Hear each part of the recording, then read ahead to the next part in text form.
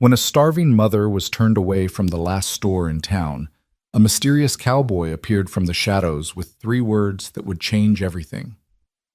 Ride with me.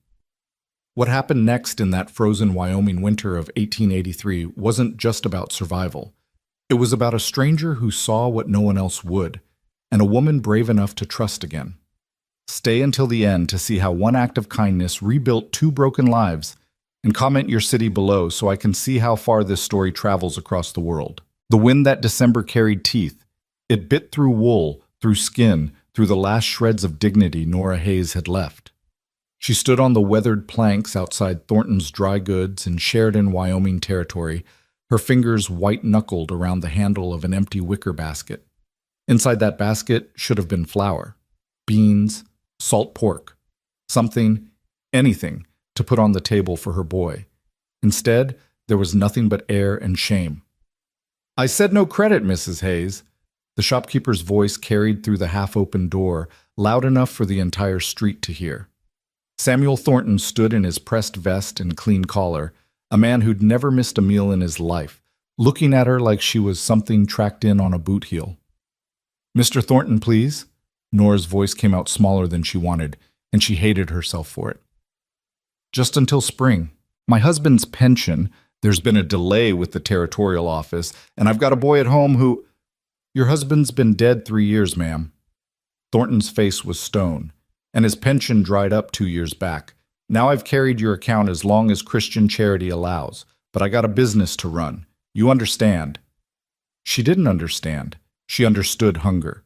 She understood the way Eli's ribs had started to show through his nightshirt. She understood waking at 3 a.m. with her stomach cramping so bad she had to bite her pillow to keep from crying out and waking her son. But business? No. She didn't understand that at all. "I can work," Nora said, stepping closer to the doorway. "I can clean. I can mend. I'll do laundry. Anything you need." Thornton's mouth twitched with something that might have been pity or might have been disgust. "I got no need for help. And even if I did—" He trailed off, his meaning clear enough. A widow with no prospects, no family, and no money wasn't the kind of employee that reflected well on an establishment. Behind him, Martha Cunningham fingered a bolt of calico, her eyes darting between Nora and the shopkeeper like she was watching a play. 2 other women stood near the pickle barrel, whispering behind their gloved hands. Nora knew them both, had shared church pews with them back when her husband Thomas was alive, and she'd been respectable. Now they looked through her like glass. "Please," Nora whispered one more time, and hated the break in her voice. Thornton's expression hardened. "Go on now. You're blocking my doorway." The door shut with a solid click. Nora stood there a moment longer, feeling the eyes of Sheridan on her back. The town wasn't large, maybe 300 souls on a good day, but right now it felt like 3,000. Every window held a face. Every shadow hid a judgment. She turned slowly, keeping her spine straight and her chin up, even though everything inside her wanted to crumble. The December sun sat low and pale behind a scrim of clouds. Snow had fallen 3 days ago, and what remained lay in dirty ridges along the storefronts. The street itself was frozen mud, rutted deep from wagon wheels. Across the way, a man leaned against the hitching post outside the Red Eagle Saloon. He was tall, taller than most, with shoulders that filled out his canvas coat like he'd been built for hard work. Dark hair curled from beneath a weathered hat, and his face was shadowed, angular, the kind of face that looked like it had seen trouble and come out the other side without flinching. He wore work gloves, scarred leather boots, and a gun belt that sat easy on his hips, the way a man wore a tool he knew how to use but didn't need to prove. He was watching her, not like the others, not with curiosity or pity or contempt. He watched the way a man might watch a storm rolling in, steady, measuring, aware. Nora's cheeks burned. She pulled her shawl tighter and started walking, her boots crunching in the frozen mud. She didn't know where she was going. Home was 3 miles south along the creek, and she'd walked it this morning in the dark. Walking it back empty-handed felt impossible. But staying here, under all these eyes, was worse. She made it maybe 20 feet before the voice stopped her. "Ma'am." It was low, quiet, the kind of voice that didn't need to shout to be heard. Nora froze, her heart hammering. For a wild second, she thought maybe Thornton had changed his mind. But when she turned, it wasn't the shopkeeper. It was the man from the hitching post. Up close, he was even bigger, not bulky, but solid, like an oak that had weathered 50 winters. His eyes were blue, pale, and clear as creek water, and they held her gaze without wavering. There was no judgment in them, no pity either, just something calm and certain. "You got turned away for food," he said. It wasn't a question. Nora's throat tightened. She wanted to deny it, to tell him it was none of his business, to salvage some scrap of pride. But the truth was written all over her, in the hollow of her cheeks, the threadbare shawl, the basket with nothing in it. "I'll figure something out," she managed. He studied her a moment longer, then glanced past her toward Thornton's store. His jaw tightened just slightly. When he looked back, his voice was quieter still. "You got a child at home?" The question landed like a fist. Nora's breath caught. "How did you—" "Saw you asking about cornmeal and molasses through the window. Nobody buys molasses for themselves." He paused. "Boy or girl?" "Boy," Nora whispered. "Eli. He's 7. The man nodded slowly, as if something had been confirmed. Then he straightened, pulling his gloves tighter, and said the words that would split her life into before and after. "Come with me. I'll fill your table tonight." Nora stared at him. The world seemed to tilt slightly, the way it did when you stood up too fast. What?" "I got supplies in my wagon," he said, nodding toward a canvas-covered rig parked near the livery. "More than I need. And I know a place that'll trade fair for fresh meat. You ride with me, I'll see you home with enough to last the week." It was insane. He was a stranger. She didn't know his name, didn't know where he'd come from, or what he wanted. Every warning her mother had ever given her rang loud in her skull. But louder still was the memory of Eli this morning, his small face pinched and pale, asking if there'd be breakfast. "You don't even know me," Nora said. The man's expression didn't change. "Don't have to." "Why would you—" Her voice cracked. "Why would you help me?" For the first time, something flickered in those pale eyes, something almost like sadness, or maybe recognition, because a child shouldn't go hungry on account of his mama's pride, he said quietly, and because nobody should have to beg for what's right. Nora's vision blurred. She blinked hard, refusing to let the tears fall. Not here, not in the middle of Sheridan, where everyone could see. "I don't have money to pay you back," she whispered. "Didn't ask for money." "Then what do you want?" He was silent for a long moment, his gaze drifting past her toward the mountains that ringed the valley, snow-capped and distant. When he spoke again, his voice carried something she couldn't name, something old and tired and true. "Nothing you ain't willing to give." It should have sounded threatening. It should have sent her running. But the way he said it, quiet and steady, made it sound like the opposite of a demand. It sounded like respect. Nora looked down at her empty basket. She thought of Eli, waiting at home in a cabin that was more gaps than walls, wearing a coat 2 sizes too small. She thought of the winter stretching ahead, cold and merciless. She thought of Thornton's face and Martha Cunningham's whispers, and every door in this town that had closed against her. And then she thought of this stranger, who had no reason to care, offering her something no one else would, a choice. "What's your name?" she asked. "Colt Mercer." "I'm Nora Hayes." He touched the brim of his hat. "Pleasure, Mrs. Hayes." "It's just Nora." The correction came automatically. She hadn't been Mrs. Hayes in any way that mattered for 3 years. Colt nodded, accepting this without comment. Then he gestured toward his wagon. "You ready?"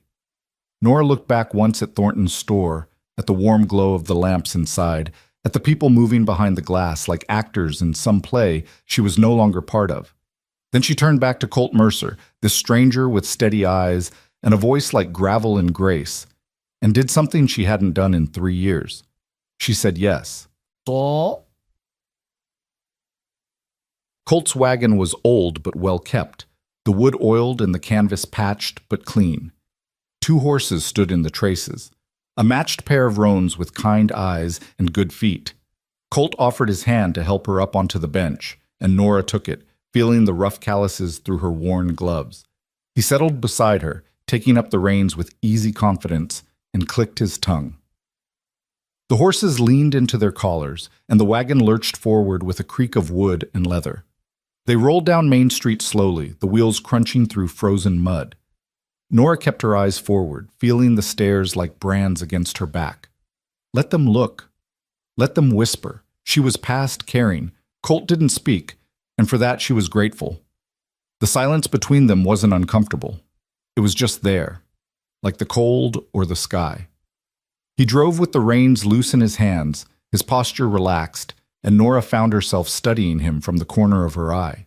He looked to be in his mid-30s, though the lines around his eyes suggested he'd lived harder than most. His face was weathered but clean-shaven, his hands scarred in the particular way that came from ranch work, rope burns, barbed wire cuts, the thick calluses of a man who worked with his back and his sweat. There was a knife on his belt, a repeating rifle in the boot beside the bench, and saddlebags that looked like they'd seen 1,000 miles. A drifter, Nora thought, or maybe a ranch hand moving between jobs. Either way, a man with no roots, which made his offer even stranger. "Where are we going?" she asked finally, as they cleared the edge of town and turned south onto the creek road. "Little trading post about 2 miles east," Colt said. "Man name of Jensen runs it. He don't ask questions, and he don't judge. You can get flour, cornmeal, beans, whatever you need. I got pelts to trade, and I'll spot you the difference." "I can't let you be—" "You can," Colt said, not unkindly, "and you will. For the boy." Nora's throat closed up. She looked away, out across the valley where the land stretched white and endless under the pale sky. In the distance, the Bighorn Mountains rose like broken teeth, their peaks lost in cloud. "Why are you doing this?" she asked quietly. Colt was quiet for a long time. The only sounds were the jingle of harness, the creak of wheels, the soft huffing of the horse's breath in the cold. Finally, he said, "You ever been hungry, Nora?"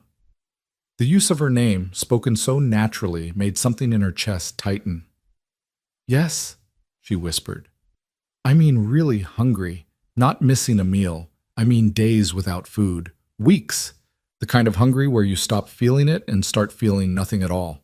Nora looked at him. His profile was hard, carved, his eyes fixed on the horizon. "I was 8 years old," Colt said quietly. "My pa died in a mine collapse outside of Leadville. My ma tried to keep us together, me and my 2 sisters, but there wasn't work for a widow with 3 kids, and there wasn't charity neither. One winter, we didn't eat for 5 days straight." He paused, his jaw working. "A man came through town, ranch foreman, heading south. He saw us sitting outside the church, my ma too proud to beg, but too desperate not to hope. He didn't say much. Just told my ma he'd take me on as a stable hand, give me room and board, send wages back to her." "Did he?" Nora asked. Colt nodded. "Every month, like clockwork. I worked that ranch 7 years, learned everything I know about horses and cattle and hard work. And when I was old enough, I sent money home myself. My ma got back on her feet.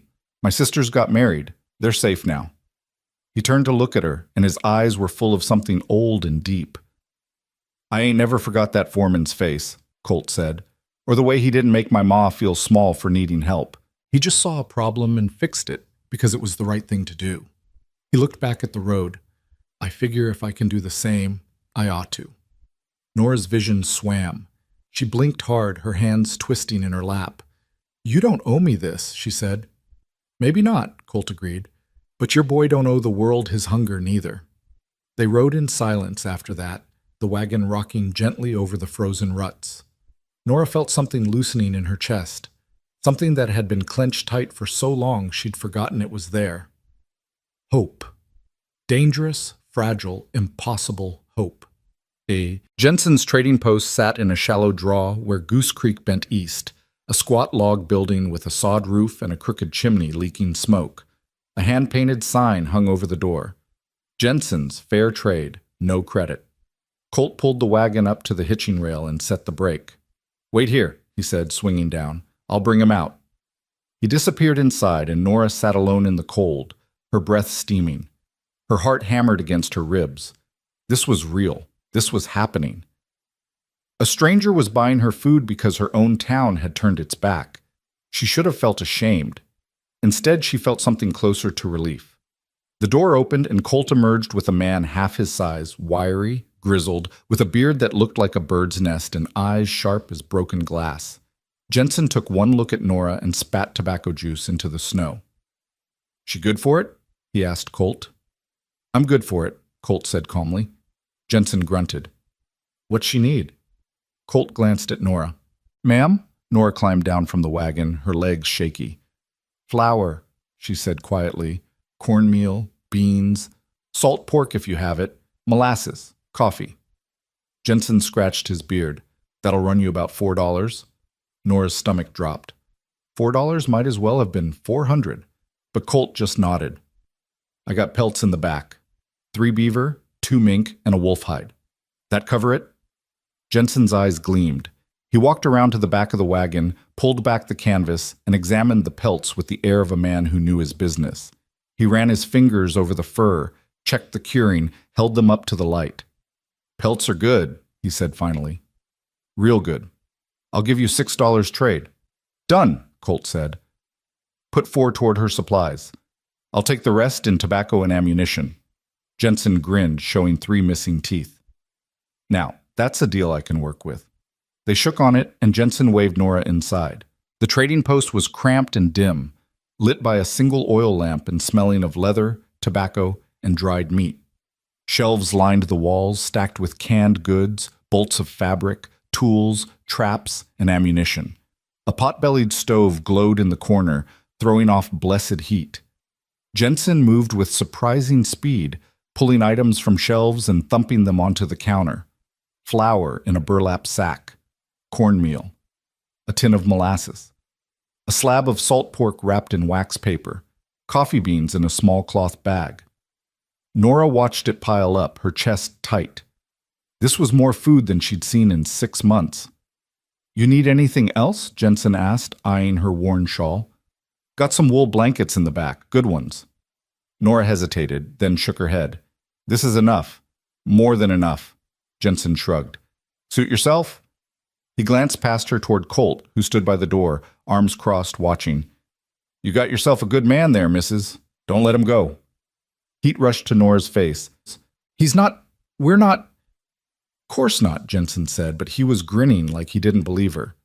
Colt stepped forward and helped load the supplies into a crate, then carried it out to the wagon with ease. Nora followed, clutching the molasses tin like a lifeline. As Colt secured the crate under the canvas, Jensen leaned against the doorframe and called out, "You ever need more trade, Mercer? You know where to find me, and you, missus." He pointed at Nora with his pipe. "You hold your head up. Ain't no shame in needing help, only shame is in not giving it when you can." Nora nodded, unable to speak. Colt touched his hat to Jensen, then helped Nora back onto the wagon. As they pulled away, she looked back once and saw Jensen still standing in the doorway, smoke curling from his pipe, watching them go with something that might have been approval. The ride back to her cabin took longer than it should have. Colt drove slowly, letting the horses pick their way through the ruts, and Nora didn't mind. The sun was starting to dip toward the mountains, painting the snow in shades of rose and gold, and for the first time in months, she didn't feel the cold pressing in on her. "Your place far?" Colt asked. "Another mile," Nora said. "South along the creek. There's a cabin. Well, what's left of one." Colt nodded, but didn't comment. They rode in silence, the wagon creaking beneath them, and Nora found herself stealing glances at him again. He sat easy in the cold, like it was nothing, his hands steady on the reins. There was something deeply calm about him, something that made her feel like the world might not be as sharp-edged as she'd thought. "You got family around here?" Colt asked after a while. "No," Nora said quietly. "It was just me and Thomas, my husband. We came out here in '78, homesteaded a claim. He worked as a scout for the Army, and I kept the house. When he died," she trailed off. "There was a pension for a while, then there wasn't, and the homestead claim fell through because I couldn't prove up the land. So now it's just me and Eli." "What happened to your husband?" Colt's voice was gentle, like he knew the question might hurt. "Killed by Lakota raiders," Nora said, the words flat and practiced. 3 years ago, up near Tongue River. They sent his body back, and the Army gave me a flag, that was all. Colt was quiet for a long moment. Then he said, "I'm sorry." "Me too." They passed a stand of cottonwoods, bare branches clawing at the sky, and the creek came into view, narrow and frozen, winding through the valley like a silver thread. "That it?" Colt nodded toward a shape in the distance. "That's it," Nora said, and tried not to hear the defeat in her own voice. The cabin leaned like a drunk. It had been built quick and rough. The logs chinked with mud that had cracked and fallen away over the years. The roof sagged in the middle, and one corner of the porch had collapsed entirely.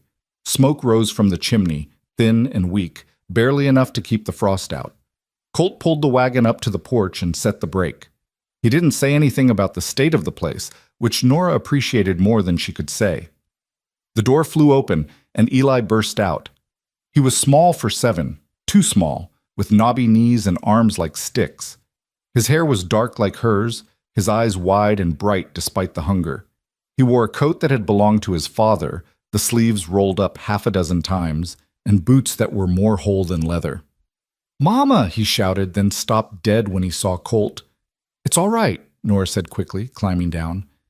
"This is Mr. Mercer. He's a friend." Eli looked at Colt with the wary suspicion of a child who'd learned not to trust easily. "You got food?" Colt's expression softened. "I got more than that. You like rabbit stew?" Eli's eyes went wide as moons. "Yes, sir." "Then let's get this inside," Colt said, swinging down from the wagon. He pulled the crate from the back like it weighed nothing and carried it up onto the porch. Eli danced around him, trying to peek inside, and Nora felt her throat close up again. Inside, the cabin was even worse than the outside suggested. It was one room, 12 feet by 12, with a stone fireplace on one end and a rope bed on the other. A table and 2 chairs sat in the middle, both wobbly. There were gaps in the walls where the chinking had fallen out, and the wind whistled through like a living thing. But it was warm, or warm enough, and it was theirs. Colt set the crate on the table and straightened, looking around. Nora saw him take in the patched quilt on the bed, the empty shelves, the lack of everything. But his face didn't change. "You got a pot?" he asked. "Yes," Nora said. "And a skillet." "Good. I'll start the stew. You get a fire going under that pot, and we'll have supper before full dark." He moved with the kind of efficiency that came from years of practice, pulling ingredients from the crate, setting them on the table. Eli stood beside him, eyes huge, watching every movement like it was a magic trick. Nora found herself moving too, without thinking, fetching the pot, filling it with water from the bucket by the door, hanging it over the fire. Colt produced a skinned rabbit from his saddlebag, along with an onion, a carrot, and a handful of herbs wrapped in cloth. "Where'd you get a rabbit?" Nora asked, astonished. "Snared it this morning," Colt said, chopping the onion with quick, sure strokes. "Was planning on supper for myself, but I figure it'll stretch for 3. He worked quickly, adding the meat to the pot, then the vegetables, then a pinch of salt and the herbs. The smell that rose from the pot was enough to make Nora's knees weak. Eli pressed close to the fire, his nose twitching. "That smells like heaven," he whispered. Colt smiled, small and private. "Close enough."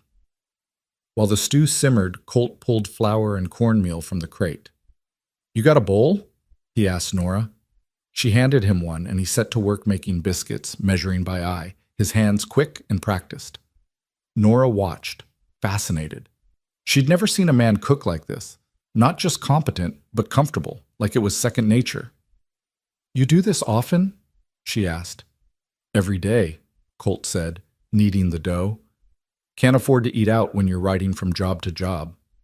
"Where are you headed?" Nora asked, then immediately regretted the question. It sounded too much like she was prying, or worse, hoping he'd stay. But Colt just shrugged. "South, maybe.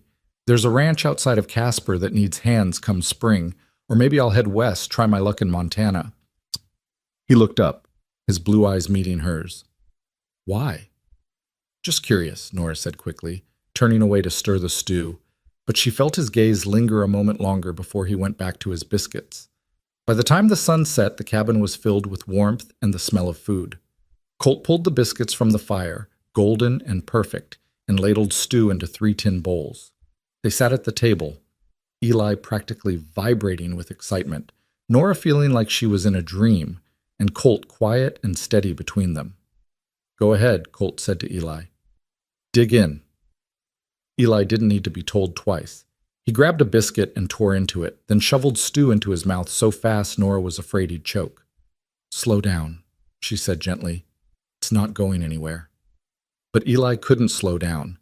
He ate like he was afraid it would disappear, and Nora understood because she felt the same way.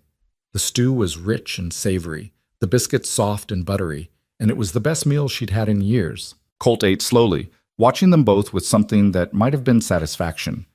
When Eli finished his bowl and looked hopefully at the pot, Colt smiled. "Go on," he said. "There's plenty." Eli filled his bowl again, and Nora felt tears prick her eyes.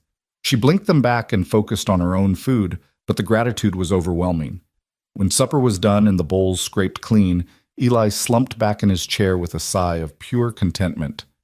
"That was the best thing I ever ate," he said solemnly. Colt grinned. "Glad you liked it, son."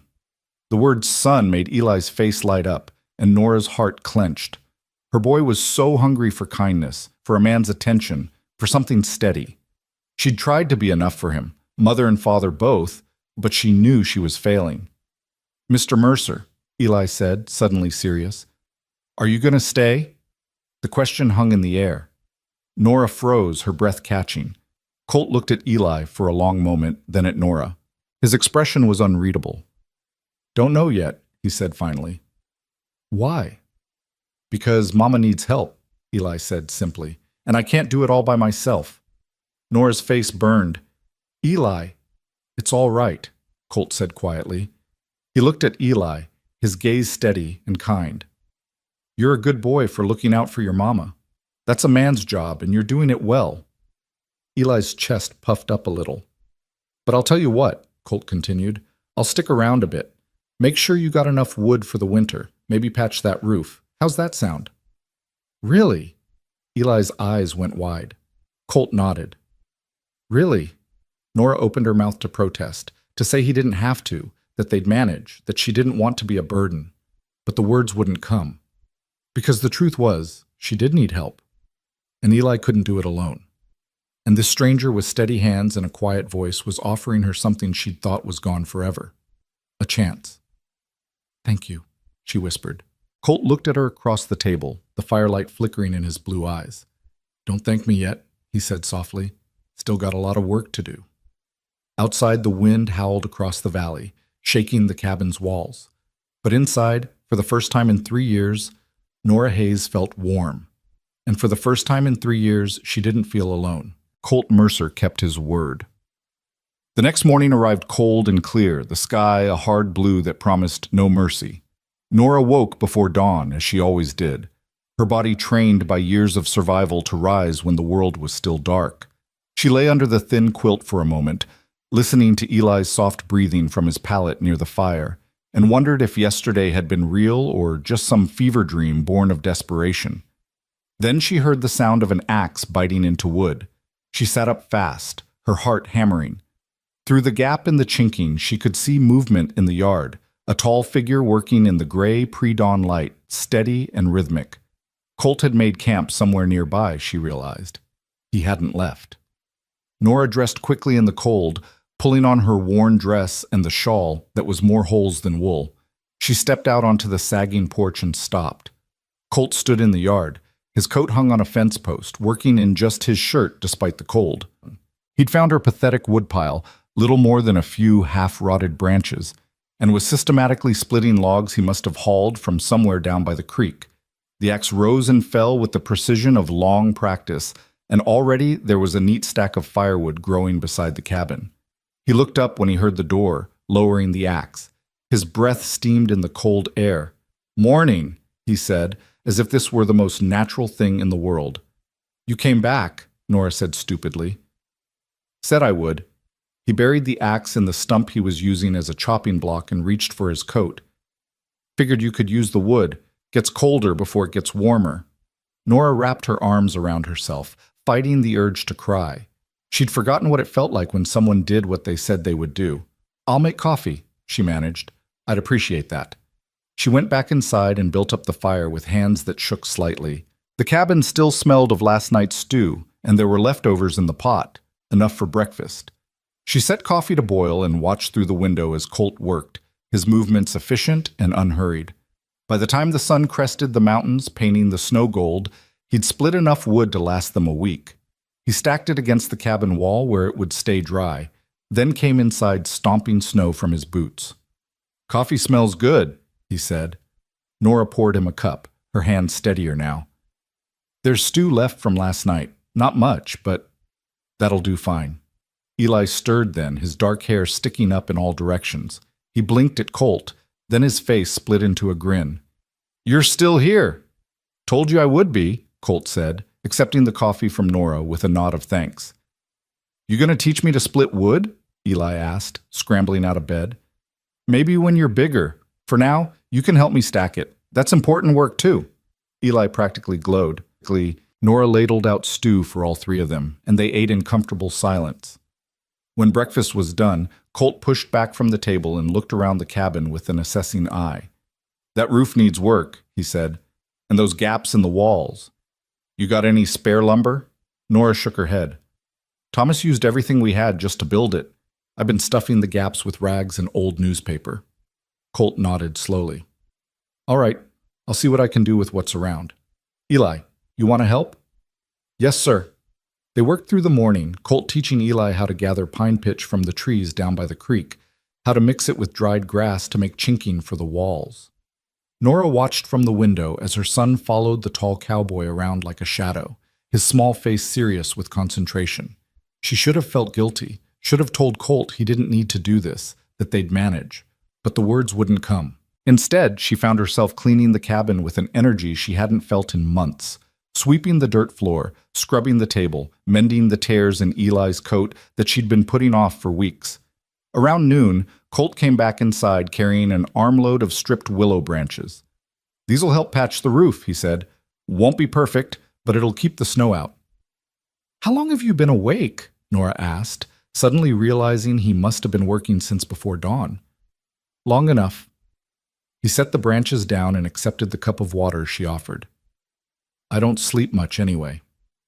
There was something in the way he said it, something that suggested long nights and old ghosts. Nora wanted to ask, but didn't. She understood about ghosts. "I could make lunch," she offered instead. "There's cornmeal for Johnny cakes." "That sounds good." While she cooked, Colt climbed up onto the roof. Nora heard him moving around up there, heard the sound of branches being woven and secured. Eli stood in the yard, handing up tools and supplies, importantly, doing his part. By the time she called them in for lunch, the worst of the gaps were sealed, and the cabin felt noticeably warmer. They ate Johnny cakes with molasses, and Eli talked nonstop about everything he'd learned, how to test wood for rot, how to choose the right branches, how to tie a proper knot. Colt listened with patient attention, correcting gently when needed, praising when earned. Watching them, Nora felt something crack open in her chest, something that had been frozen solid for 3 years. After lunch, Colt stood and stretched. "I need to ride into town. Got some business to tend to. Should be back before dark." Eli's face fell. "You're leaving?" "Just for a few hours, son. You can help your mama while I'm gone. There's still wood to stack." "Will you really come back?" The question was small, uncertain. Colt crouched down so he was eye level with the boy. "I give you my word, and my word is good. You understand?" Eli nodded solemnly. "Good man." Colt stood and touched his hat to Nora. "Ma'am." "Be safe," she said, and meant it more than was probably proper. She watched him ride away, his figure growing smaller against the white expanse of the valley, and tried to ignore the hollow feeling in her stomach. He'd come back. He'd given his word, but she'd heard promises before. The afternoon stretched long. Nora and Eli stacked wood, then she set him to sweeping while she tackled the mending she'd been avoiding. The cabin felt emptier somehow, quieter, even with both of them there. "Mama?" Eli said after a while. "Yes, honey? Is Mr. Mercer going to be my new pa?" Nora's needle stilled. "What makes you ask that?" Eli shrugged, suddenly fascinated by his boots. Billy Johansen's ma got remarried last year. He said it's what happens when pa's die. You get a new one. Nora set down her mending and pulled Eli close. It's not that simple, sweetheart. But I like him, Eli said quietly. He's nice, and he knows stuff. And he doesn't look at you like the people in town do. That last observation cut deep. Nora pressed her cheek against Eli's hair. I like him too. But Mr. Mercer is just passing through. He's got his own life to live. Maybe he could live it here, Eli said hopefully. Maybe, Nora said, even though she knew better than to hope for such things. But we can't count on it. We have to be ready to take care of ourselves. I know, Eli said, but it's nicer when he's here. Yes, Nora whispered. It is. The sun was sinking toward the mountains when they heard hoofbeats. Eli flew to the window. He's back! Mama, he came back! And he had. Colt rode into the yard on his big roan horse, but this time there was a second horse trailing behind, a pack animal loaded with supplies. Nora stepped out onto the porch, her heart climbing into her throat. Colt swung down and started unloading. Eli ran to help, and Nora descended the steps slowly, hardly daring to believe what she was seeing. Lumber.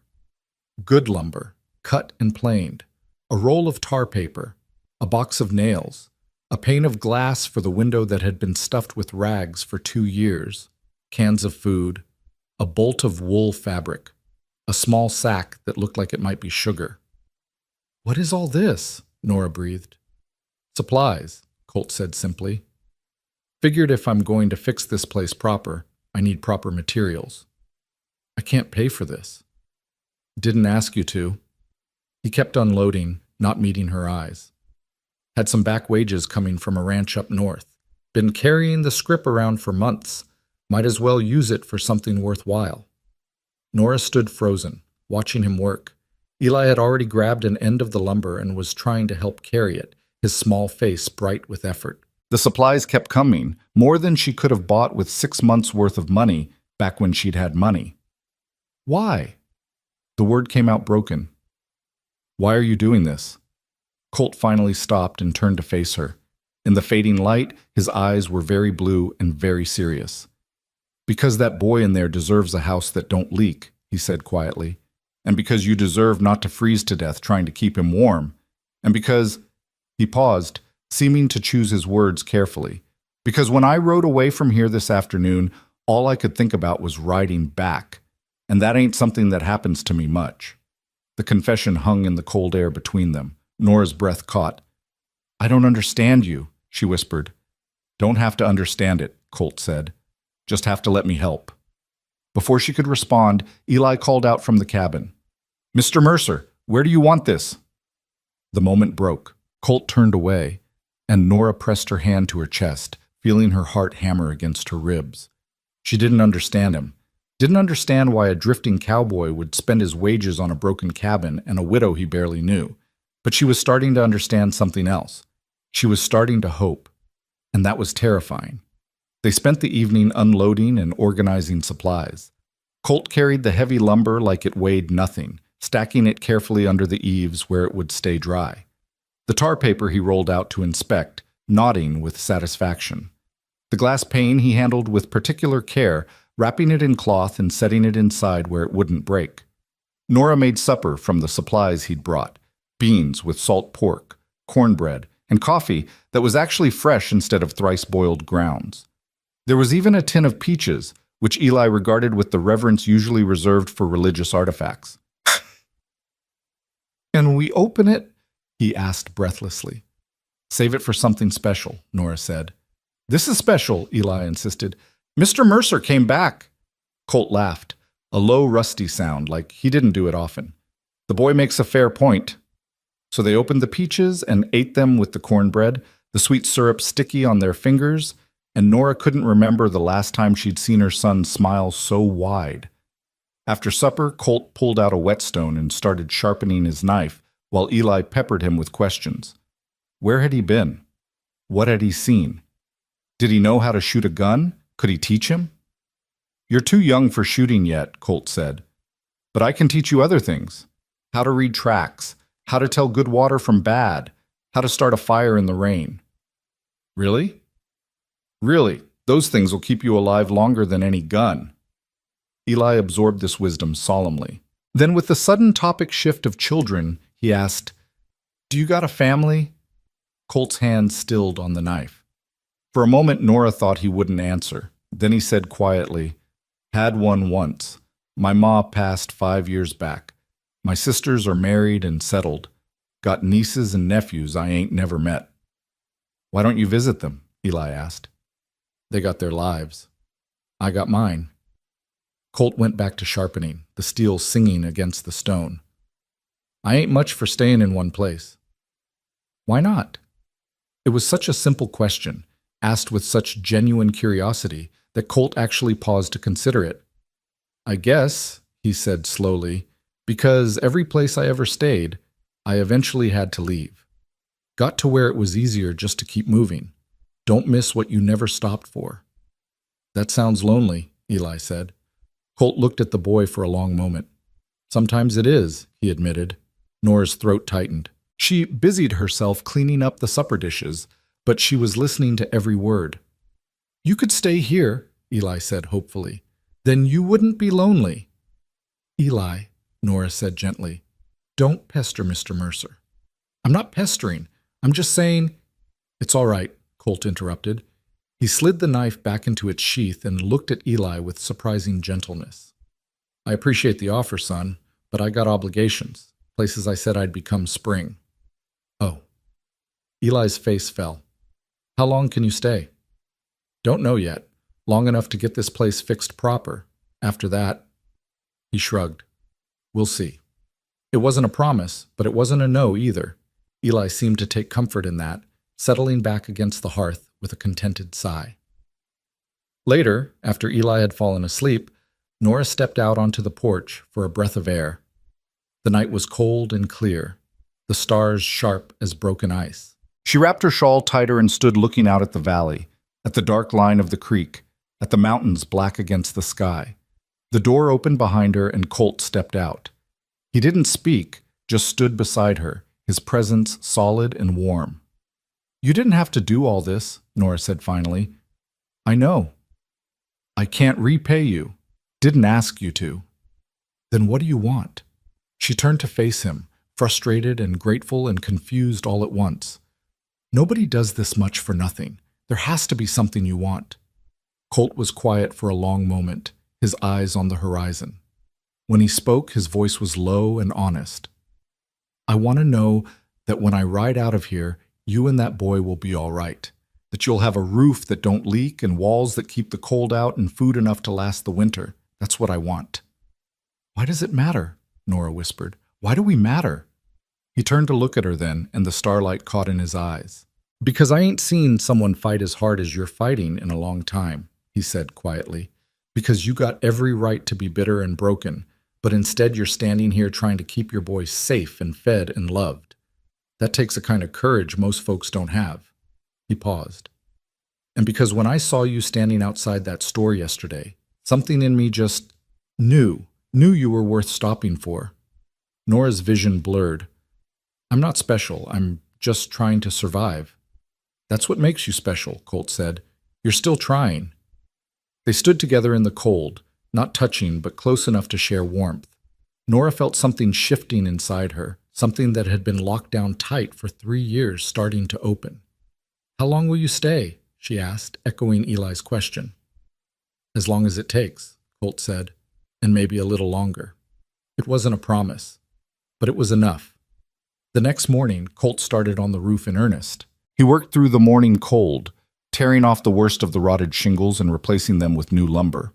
Nora could hear him up there, hammering with steady rhythm while she went about her chores inside. Around midday, she heard voices and looked up to see 2 riders approaching the cabin. Her stomach clenched. Visitors usually meant trouble. Colt climbed down from the roof, wiping his hands on his pants. The riders pulled up. 2 men she recognized from town. Frank Dawson and Pete Riley, ranch hands from one of the big spreads north of Sheridan. "Help you?"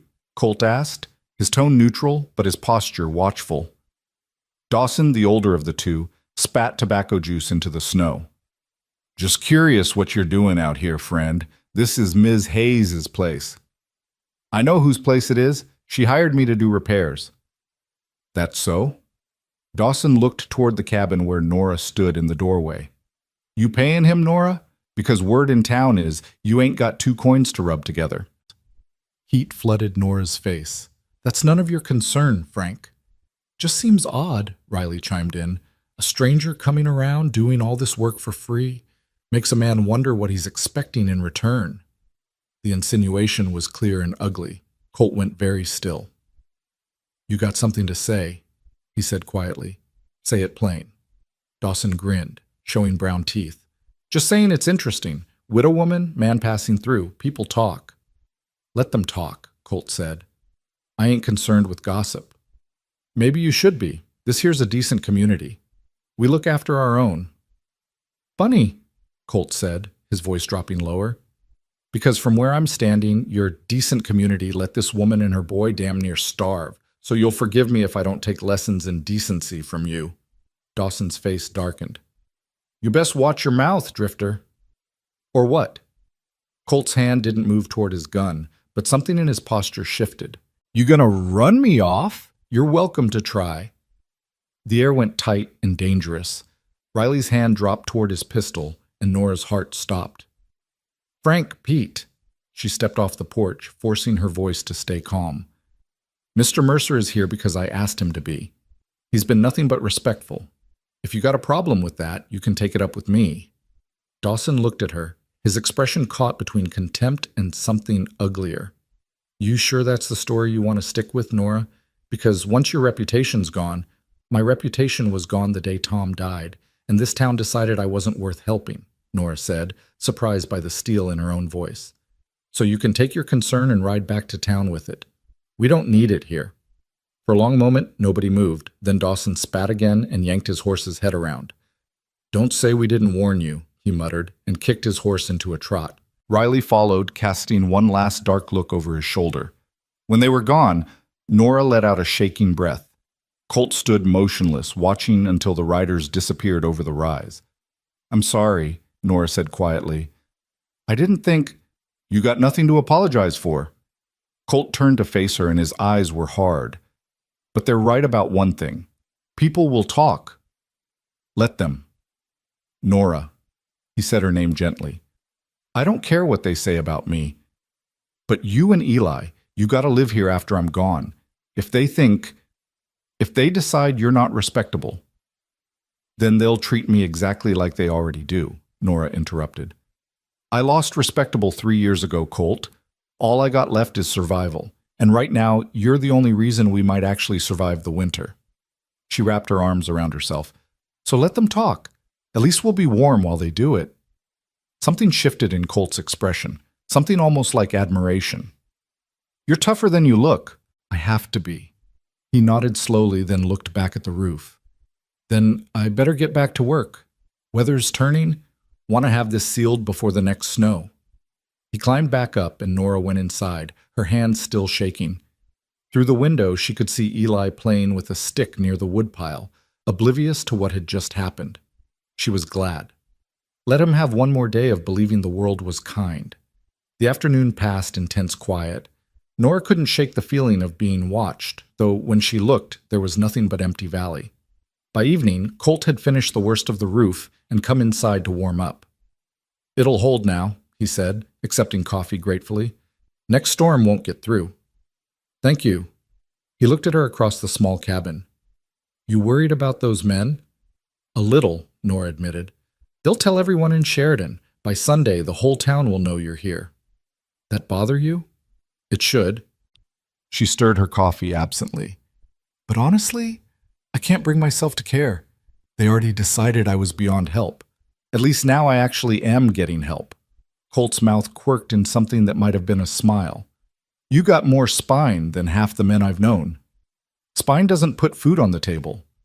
No, but it keeps you standing while you figure out how to get it there. He paused. You ever think about leaving, going somewhere where folks don't know you? Nora shook her head. With what money? And go where? At least here I got a roof, barely, but it's mine. Or it was Tom's, which is close enough. What about family? You got people anywhere? My parents died of cholera when I was 16, no siblings. Tom was an only child too. She set down her coffee. It's just us. Has been for a long time. Colt absorbed this quietly. Then he said, Well, you ain't alone now.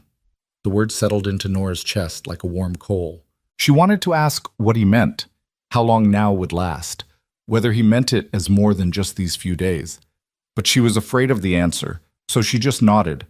That night, after Eli was asleep, Colt prepared to head back to his camp. He'd been sleeping rough somewhere down by the creek, refusing Nora's offers of the floor by the fire. Too cold for camping, Nora protested. You'll freeze. I've slept in worse.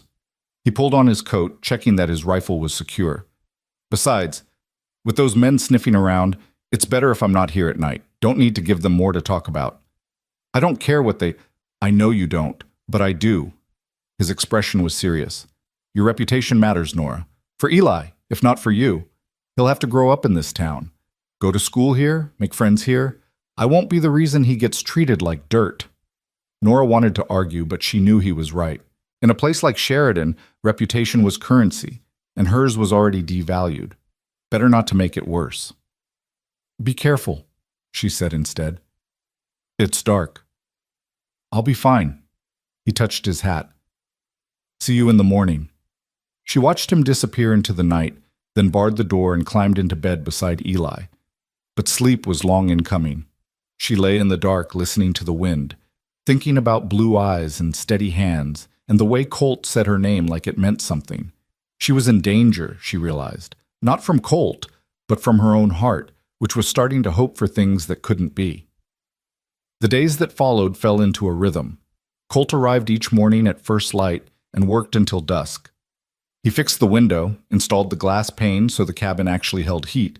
He patched the gaps in the walls with proper chinking mixed from clay and grass. He reinforced the porch so it no longer sagged.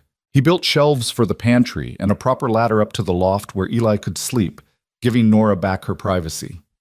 He worked with the focused intensity of a man who knew his time was limited, and Nora tried not to think about what that meant. Eli followed him everywhere, soaking up knowledge like parched ground, soaking up rain. Colt taught him how to set snares for rabbits, how to read the weather in the clouds, how to tell good timber from bad. He was patient and kind, treating the boy like he mattered, and Nora watched her son blossom under the attention. At night, they shared supper, always something simple but filling. Colt had a gift for stretching supplies, for making a little bit go a long way. He told stories sometimes, tales of places he'd been and things he'd seen, and Eli listened with wide eyes while Nora tried to memorize the sound of his voice. A week passed, then two. December deepened, and the cold came hard, but the cabin stayed warm. The supplies Colt had brought were lasting, supplemented by the rabbits he snared and the occasional grouse he shot.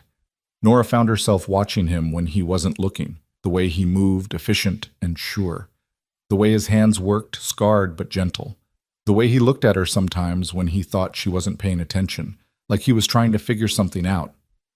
She was falling, she realized. Falling into something that had no future, no promise, no safety. And she couldn't seem to stop. One evening, Colt stayed later than usual. Eli had fallen asleep by the fire, worn out from a day of helping haul water. Colt sat mending a harness while Nora worked on patching Eli's spare shirt. You're good at that, Nora observed, watching his hands work the leather. Had lots of practice. He tied off a stitch and examined his work. Been working ranches since I was 15. You learn to fix things yourself or they don't get fixed. Is that what you've always done? Ranch work? Mostly. Tried mining for a year down in Colorado. Damn near got myself killed when a tunnel collapsed. After that, I figured I'd stick to open sky. He glanced at her. What about you? What'd you do before Tom? Taught school in St. Louis, Nora said. That's where I met him. He came to town recruiting for a wagon train west, full of stories about wide open spaces and opportunities. I was young and stupid enough to believe him. You regret it? Nora considered. I regret how hard it was, how naive I was about what homesteading really meant. But I don't regret Eli. And there were good years before Tom died. They were hard, but they were good. Colt nodded slowly. He was lucky to have you. I don't know about that. I couldn't save him. Not your job to save everyone, Colt said quietly. Sometimes all you can do is love them while they're here and keep going after they're gone. The words hit something deep in Nora's chest. She set down her sewing and looked at him across the firelight. Is that what you do? She asked softly. Keep going? It's all I know how to do. He met her eyes, and for a moment the careful distance he maintained seemed to waver. Until lately, anyway. What changed? He was quiet for a long time. Then he said, I met a woman standing outside a store, too proud to beg and too brave to give up. And something in me just stopped moving. Nora's breath caught. The air between them felt charged, fragile. Colt, I know, he said before she could finish. I know I got no right. I know I'm just passing through. I know a woman like you deserves better than a drifter with nothing but a horse and a rifle to his name. He looked down at his hands. But I gotta tell you, Nora, these past 2 weeks have been the first time in 10 years I've woken up wanting to be somewhere, instead of just needing to be there. And that's because of you. Tears pricked Nora's eyes. You can't say things like that. Why not? Because you're leaving. You said so yourself. Come spring, you'll ride out, and Eli and I will still be here. And if I let myself believe, if I let myself hope, her voice broke. It'll hurt too much when you go. Colt set down the harness and leaned forward, his elbows on his knees. What if I didn't go? Nora's heart stopped. What? What if I stayed? He looked at her, his eyes intense. What if I found work at one of the ranches nearby? I could build a place of my own, or... He paused, seeming to struggle with the words. Or I could stay here. Help you work this land. Be the help you and Eli need. You don't know what you're saying. I know exactly what I'm saying. His voice was low, urgent. I'm saying I'm tired of drifting. I'm saying I found something here worth staying for. I'm saying... He stopped, then started again more carefully. I'm saying I care about you, Nora. You and that boy. More than I got any right to. Nora pressed her hand to her mouth, fighting tears. Everything in her wanted to say yes, to reach across the space between them and hold on to this chance with both hands. But fear held her back. Fear that it was too good to be true.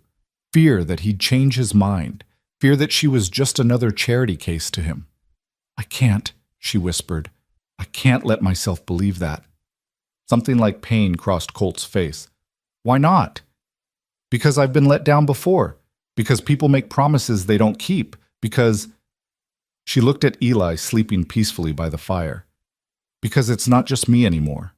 If you leave, Eli will be devastated. He already loves you, and I won't let him get hurt like that.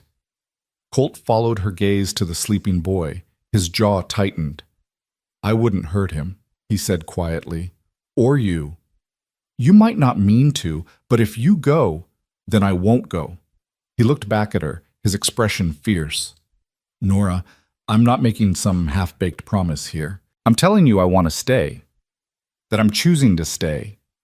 There's a difference. What about those obligations you mentioned? Places you said you'd be? I'll send word. Explain. He ran a hand through his hair, frustrated.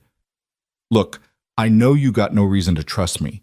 I'm some stranger who showed up 2 weeks ago, but I'm asking you to take a chance, to let me prove I mean what I say. Nora stared at him, her heart hammering. Every instinct screamed that this was dangerous, that hoping was dangerous, that trusting was dangerous, that letting herself feel anything for this man was the most dangerous thing of all.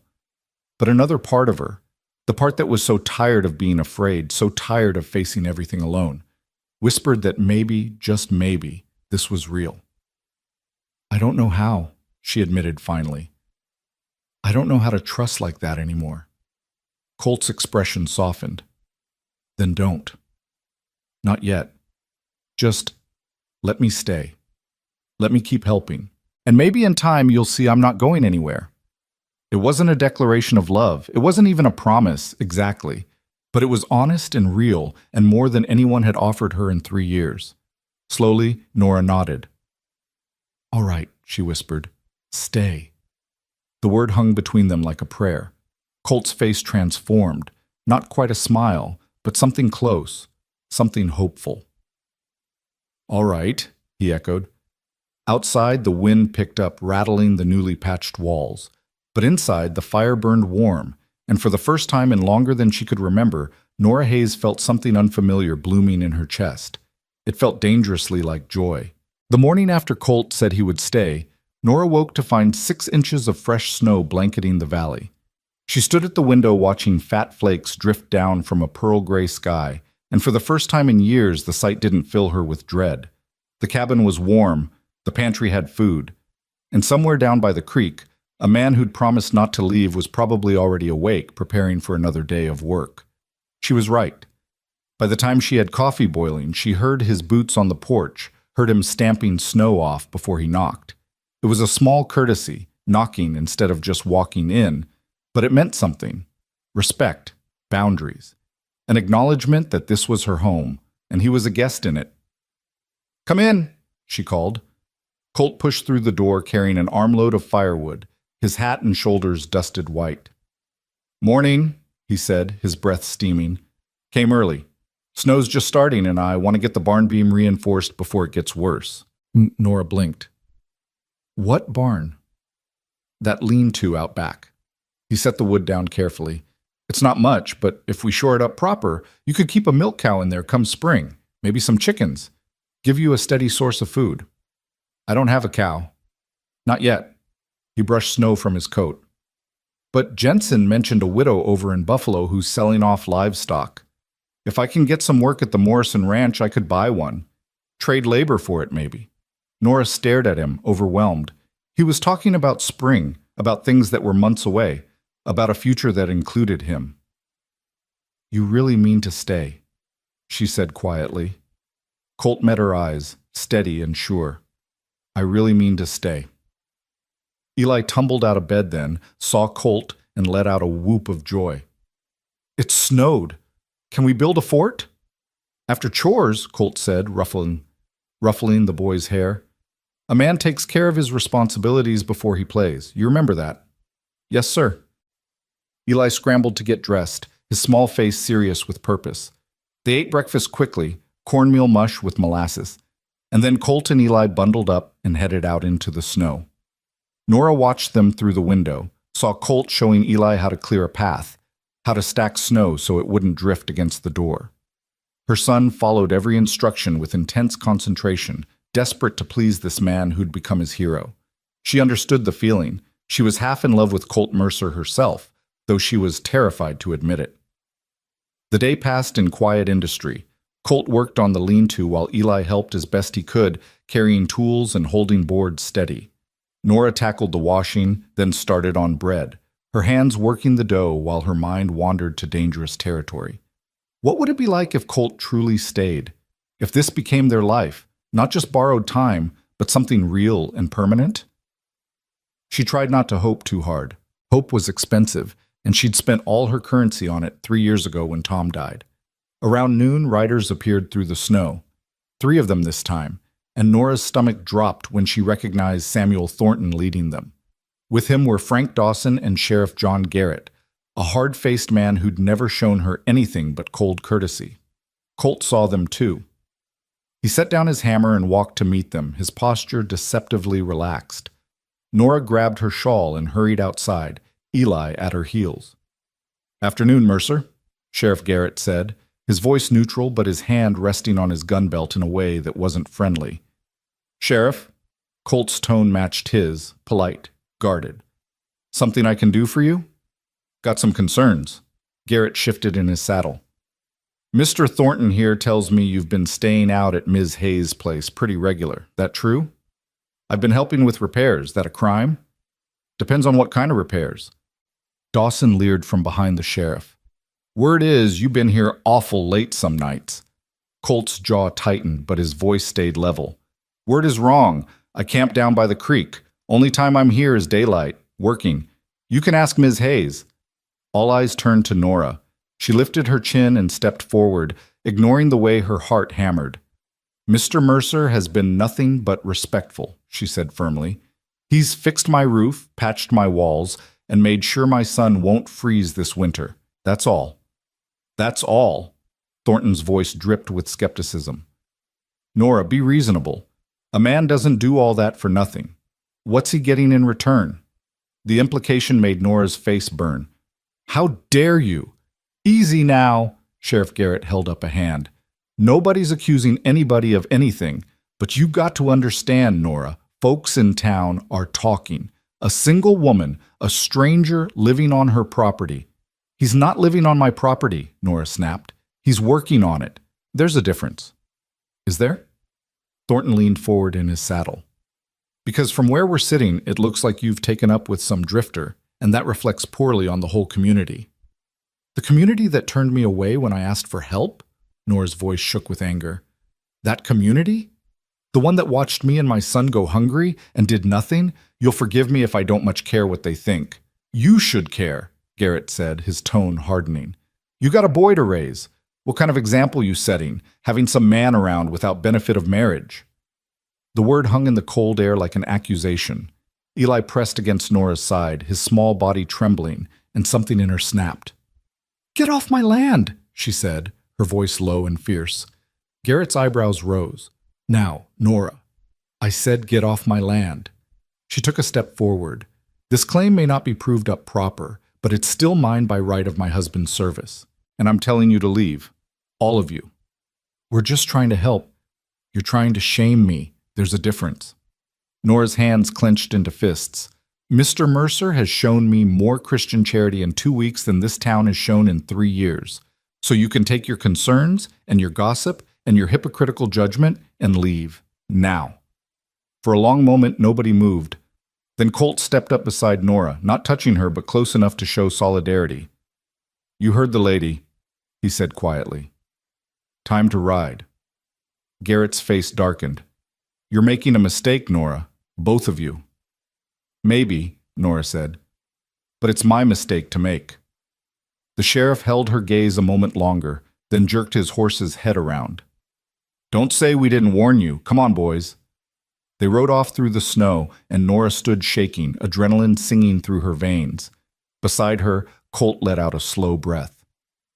That was brave, he said quietly. That was stupid, Nora countered, pressing a hand to her racing heart. They'll make trouble now. Let them try. Colt's voice held an edge she hadn't heard before, something hard and unyielding. I ain't letting anybody hurt you or Eli. I don't care who they are. Eli looked up at him, his eyes wide. You mean it? I mean it, son. The boy threw his arms around Colt's waist, hugging tight, and Nora watched something transform in the cowboy's face, saw the hardness soften into something almost tender. He rested one big hand on Eli's head, gentle as a benediction. It's all right, he murmured. Nobody's going to hurt your mama, I promise. It was a promise he shouldn't make, couldn't guarantee. But watching him hold her son, seeing the fierce protectiveness in his eyes, Nora found herself believing him anyway. That night, after Eli was asleep, Colt stayed later than usual. He claimed he wanted to finish installing a latch on the window, but Nora suspected the truth. He was worried the men might come back, worried about leaving her alone. They won't do anything tonight, Nora said, pouring him coffee. They're not that bold.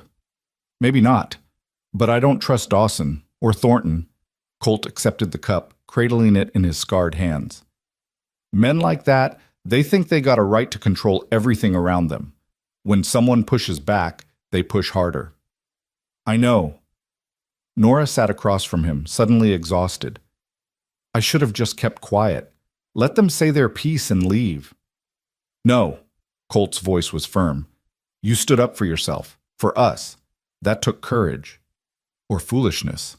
There's a fine line sometimes. He smiled slightly. But I'm glad you did it. They sat in comfortable silence, the fire crackling, the wind moaning outside. Nora studied him into the firelight, the strong lines of his face, the way his shoulders curved slightly forward like he'd spent a lifetime carrying heavy things. Can I ask you something? She said finally. Anything. Why didn't you ever settle before? You're what, 35, 36? Most men your age have families, homes. Colt was quiet for a long moment. 37, he said. And I guess I never found a reason good enough to stop moving. He turned the cup in his hands. My pa died when I was 8. Like I told you, my ma remarried when I was 14, a man who didn't want another man's kids around. So I left, figured I'd make my own way. That must have been hard. It was what it was. He shrugged. I worked ranches, saved money, sent some home to my sisters, moved when the work dried up. After a while, it became habit. I'd be somewhere 6 months, maybe a year, and then I'd get restless. Start thinking about what was over the next hill. So I'd move on. What changed? Nora asked softly. Colt looked at her, and his eyes held something raw and honest. You did. You and Eli. I look at what you got here, this little cabin, this hard life. Somewhere 6 months, maybe a year, and then I'd get restless. Start thinking about what was over the next hill. So I'd move on. What changed? Nora asked softly. Colt looked at her, and his eyes held something raw and honest. You did. You and Eli. I look at what you got here, this little cabin, this hard life, and instead of wanting to run, I want to stay. I want to help build something. He stopped, seeming to struggle with the words. I want to belong somewhere, to someone. And for the first time in my life, I think maybe I could. Nora's throat tightened. You don't even really know me. I know enough. I know you're brave and stubborn and proud. I know you love your son more than your own life. I know you've been knocked down so many times you should have stayed down, but you keep getting back up. He leaned forward slightly. That's enough for me. Colt, I'm not asking for anything you ain't ready to give, he interrupted gently. I'm just telling you where I stand. So you know. So there's no confusion. Nora's heart hammered against her ribs. She wanted to tell him she felt the same, that she lay awake at night thinking about him, that she caught herself watching for him in the mornings, that the thought of him leaving made her chest ache, but fear held her tongue. I'm afraid, she admitted instead. Of what? Of this, of hoping, of letting myself believe. Her voice broke. What if you change your mind? What if you wake up one day and realize this isn't what you want? Eli can't go through that. Colt set down his cup and reached across the table. He didn't take her hand, didn't presume, just rested his own palm up in offering. After a moment's hesitation, Nora placed her hand in his. His grip was warm, calloused, steady. I can't promise I'll never make mistakes, he said quietly. I can't promise this'll be easy, because life out here never is. But I can promise I won't leave. I can promise I'll work hard and do right by you and Eli, and I can promise that when I give my word, I keep it. He squeezed her hand gently. That enough? Nora looked at their joined hands, at the contrast of his rough skin against hers. It should have felt presumptuous. Instead, it felt right. For now, she whispered. It's enough for now. They sat like that until the fire burned low, hands clasped across the scarred table, not speaking because words weren't necessary. Outside, the snow continued to fall, covering the valley in white silence. And inside, something fragile and precious began to grow, something that felt dangerously like a future. The next week brought more snow and bitter cold. Colt worked steadily, finishing the lean-to and starting on a proper chicken coop. He talked about the future like it was certain, about planting a garden in spring, about getting laying hens, about maybe clearing another acre for hay. Eli absorbed every word like gospel, following Colt everywhere, imitating his walk, his gestures, the way he tilted his hat against the sun. Watching them together made Nora's heart swell and ache at the same time. She'd been alone for so long, carrying everything herself. Now suddenly, the weight was shared, and she didn't quite know how to accept it. One afternoon, Colt rode into Sheridan for supplies. He'd been hesitant to leave them, but they needed nails and tar paper, and Nora insisted they'd be fine. She and Eli spent the day inside, baking and cleaning, trying not to watch the road too obviously. He returned just before dusk, his saddlebags full, and something else, a bundle wrapped in oilcloth that he handed to Eli with unusual solemnity. Go on, he said. Open it. Eli's hand shook as he unwrapped the package. Inside was a knife, small, well-made, the blade folded into a wooden handle. A boy's first knife, the kind that said he was trusted, that he mattered. It's yours, Colt said, but it comes with responsibility. You don't use it unless you need it. You keep it sharp and clean, and you never ever use it in anger, understand? Yes, sir, Eli breathed, his eyes huge. Good man. Colt showed him how to open and close it properly, how to hold it safely. Your pa would have given you one when you were ready. I hope you don't mind me stepping in. Eli looked up at him, his young face struggling with emotion. I don't mind, he said. Then, hesitantly, would it be okay if I called you Pa?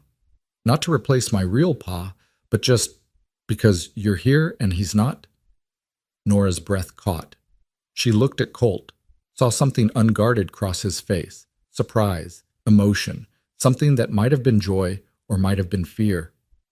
That's up to your mama, he said carefully, glancing at Nora.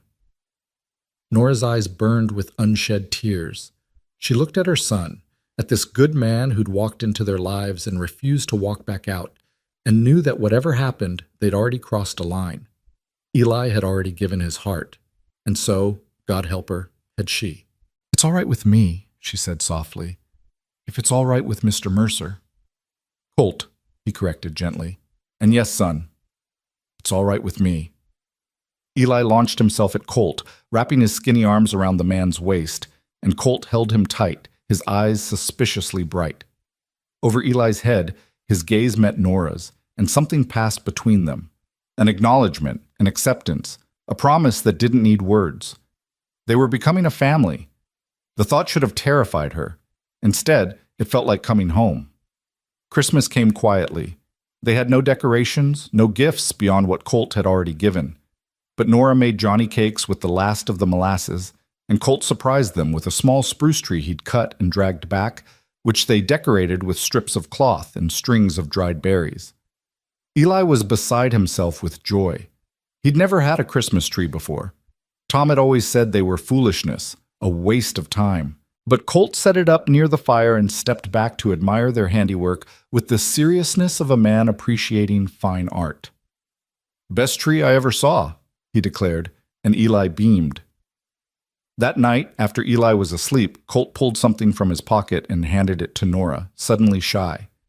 I ain't much for gift-giving, he said, but I saw this in town and thought of you. It was a comb, nothing fancy, just plain carved wood, but smooth and well-made. Nora turned it over in her hands, overwhelmed by the simple thoughtfulness of it. Colt, I don't have anything for you. Don't need anything. He gestured around the cabin. I got this. Got you and Eli. Got a place that feels like home. That's more than I ever expected. Nora looked up at him, at this man who'd appeared in her life like an answer to a prayer she'd been too afraid to speak, and made a decision. She set the comb down carefully and stepped closer. Colt, she said quietly, thank you for everything, for staying, for being you. He looked down at her, his blue eyes soft in the firelight. Nora? She didn't let him finish. She rose on her toes and kissed him, quick and gentle, barely a brush of lips. When she pulled back, her face was hot, her heart hammering. I'm sorry, she stammered. I shouldn't have... But Colt caught her hand, stopping her retreat. Don't apologize, he said roughly. His thumb traced over her knuckles, a whisper of touch. I've been wanting to do that for weeks, but I didn't think I had the right. Do you want the right? More than anything. This time when they kissed, it was slower, deeper.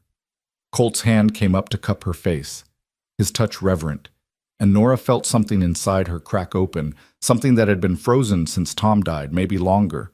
When they finally broke apart, both breathing hard, Colt rested his forehead against hers. Marry me, he said. Nora pulled back, startled. What? Marry me. He said it firmer this time, more certain. I know it's fast. I know we barely know each other, really, but, Nora, I'm 37 years old, and I ain't never felt about anyone the way I feel about you. And that boy in there, I love him like he's my own. So marry me. Let me take care of you both proper. Let me be your husband and his father, legal and right. Nora stared at him, her mind reeling. It was insane. They'd known each other less than a month. She should say no. should tell him they needed time, should be sensible.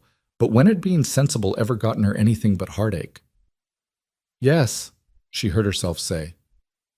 Yes, I'll marry you. Colt's face transformed. He swept her up in his arms, spinning her once before setting her down carefully. You mean it? I mean it, Nora laughed, giddy and terrified and elated all at once. Though we should probably tell Eli before we tell anyone else. Tell me what? They both spun.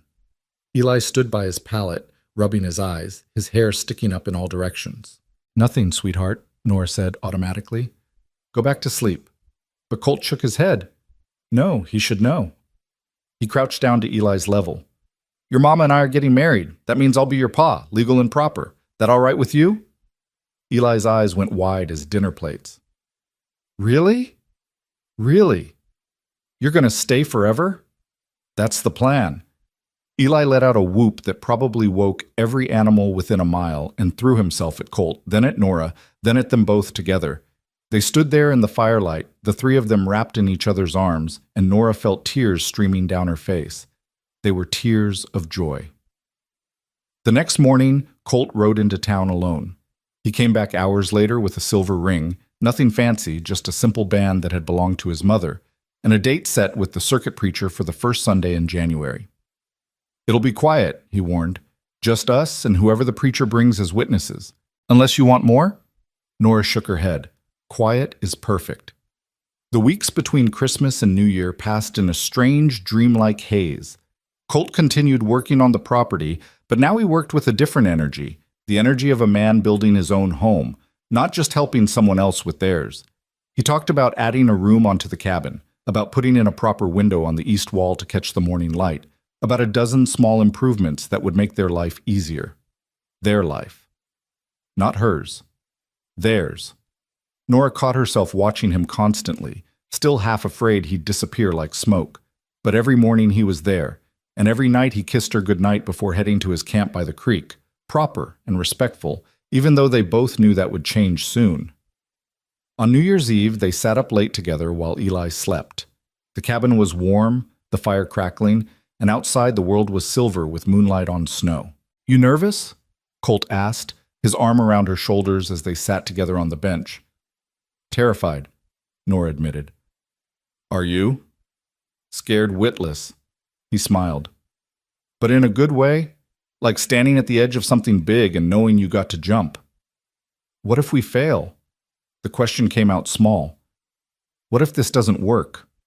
Colt turned to face her, his expression serious. Then we'll figure it out together. But Nora, I ain't planning on failing. I'm planning on waking up next to you for the next 50 years. I'm planning on watching Eli grow up into a good man. I'm planning on building a life here that's worth living. He touched her face gently. And I'm planning on loving you every day I got left. It was the first time he'd said the word love. Nora's breath caught. You love me? Yeah, Colt said simply. I do. Probably did from the moment I saw you standing outside that store too proud to beg. You got under my skin, Nora Hayes. And I don't want you out. Nora kissed him, pouring 3 years of loneliness and fear and desperate hope into it. When they broke apart, she whispered against his lips, I love you too. God help me. I do. God ain't got nothing to do with it, Colt murmured. This is just us. Making a choice. Choosing each other. They sat together until the fire burned to embers, holding each other in the dark. And outside the old year gave way to the new. 1884 dawned cold and clear, full of promise and possibility. On the first Sunday of January, they dressed in their best clothes, which wasn't saying much. Nora wore her only good dress, dark blue and carefully mended. Eli had been scrubbed until he shined, his hair slicked down with water. And Colt wore a clean shirt and vest, his hat in his hands, his face freshly shaven. They rode together to the small church in Sheridan, Nora's stomach churning with nerves. She'd expected the church to be empty, but to her surprise, a dozen people waited outside. Jensen from the trading post, a few ranch hands Colt had worked with, and even Mrs. Patterson, an elderly widow who'd always been kind to her. Thought you might want some witnesses, Jensen said, grinning his gap-toothed grin. Congratulations, Ms. Hayes. Nora's eyes burned. Thank you. All of you. The ceremony itself was simple. The preacher, an aging man named Reverend Collins, spoke about commitment and faith, about the sanctity of marriage and the importance of family. He asked them to make their vows before God and these witnesses, and when Colt said, "I do," his voice was steady and sure. When it was Nora's turn, she looked into his blue eyes and thought about everything that had brought them here. The hunger, the fear, the desperate hope, the impossible kindness of a stranger who'd become everything. "I do," she said, and meant it with her whole heart. Colt slipped the silver ring onto her finger, and she felt the weight of it settle like a promise. Then the preacher pronounced them husband and wife, and Colt kissed her in front of everyone, gentle and reverent, and someone cheered. Afterward, Jensen produced a bottle of whiskey, and they toasted on the church steps, ignoring the scandalized looks from a few passing townspeople. Nora didn't care. She was married. She had a husband who loved her, and a son who was beaming so hard his face might split. They were a family. As they rode back to the cabin, their cabin now, together, Eli chattered endlessly about the ceremony, about how Colt looked like a real gentleman, about how Mama looked pretty. Nora leaned against her new husband's shoulder, feeling the solid warmth of him, and thought about the strange path that had brought them here.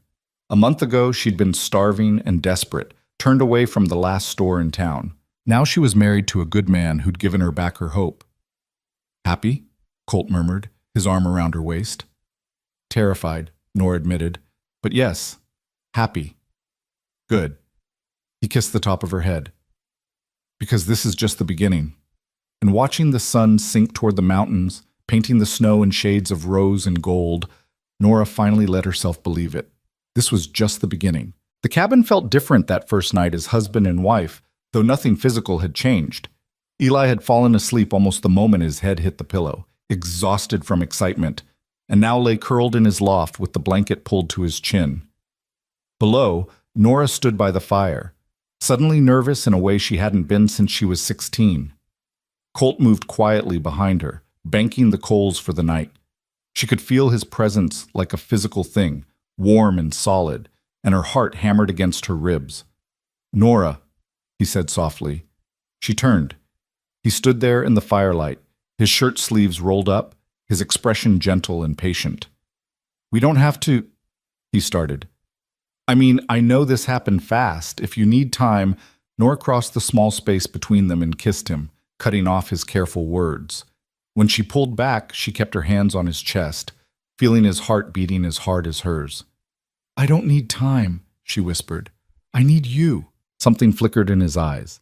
Relief, desire, tenderness all mixed together. He cupped her face in his work-roughened hands and kissed her properly, deeply, and Nora felt the last of her fear dissolve. This was right.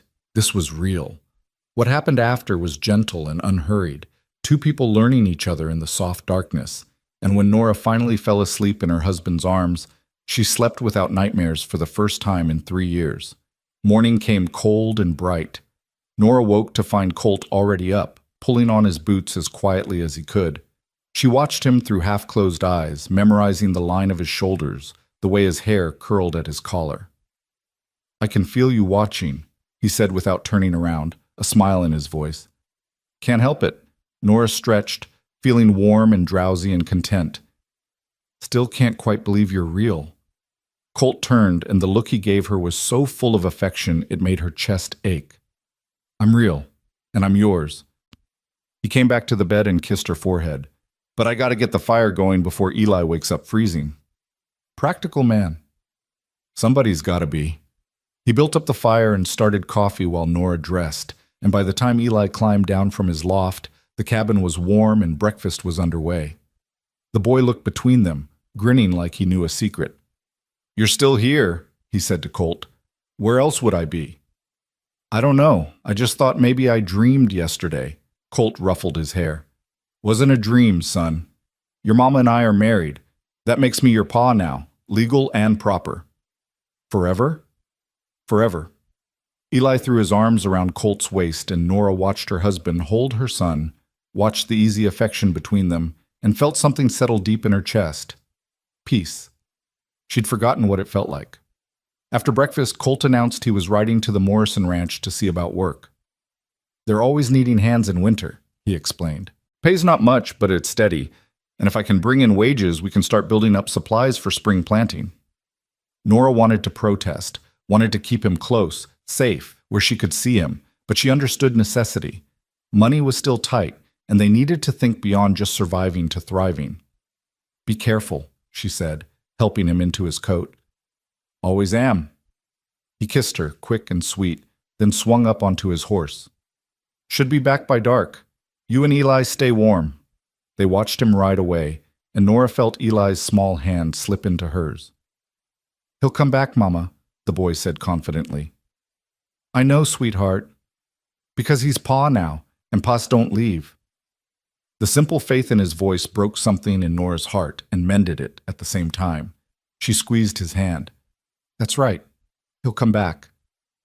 The day stretched long without Colt. Nora kept busy with washing and mending, while Eli practiced with his knife, carefully whittling sticks the way Colt had shown him. Every so often, the boy would look up and ask, "How long till he's back?" "A few more hours." "Do you think they'll give him work?" "I hope so." "Me too. Then we can get that cow he talked about. And chickens. I like chickens." Nora smiled. "Since when?" "Since Pa said we could have them." The casual use of Pa still made Nora's throat tight. Eli had taken to it so naturally, as if Colt had always been there, and maybe in some way he had. Maybe they'd been waiting for him without knowing it.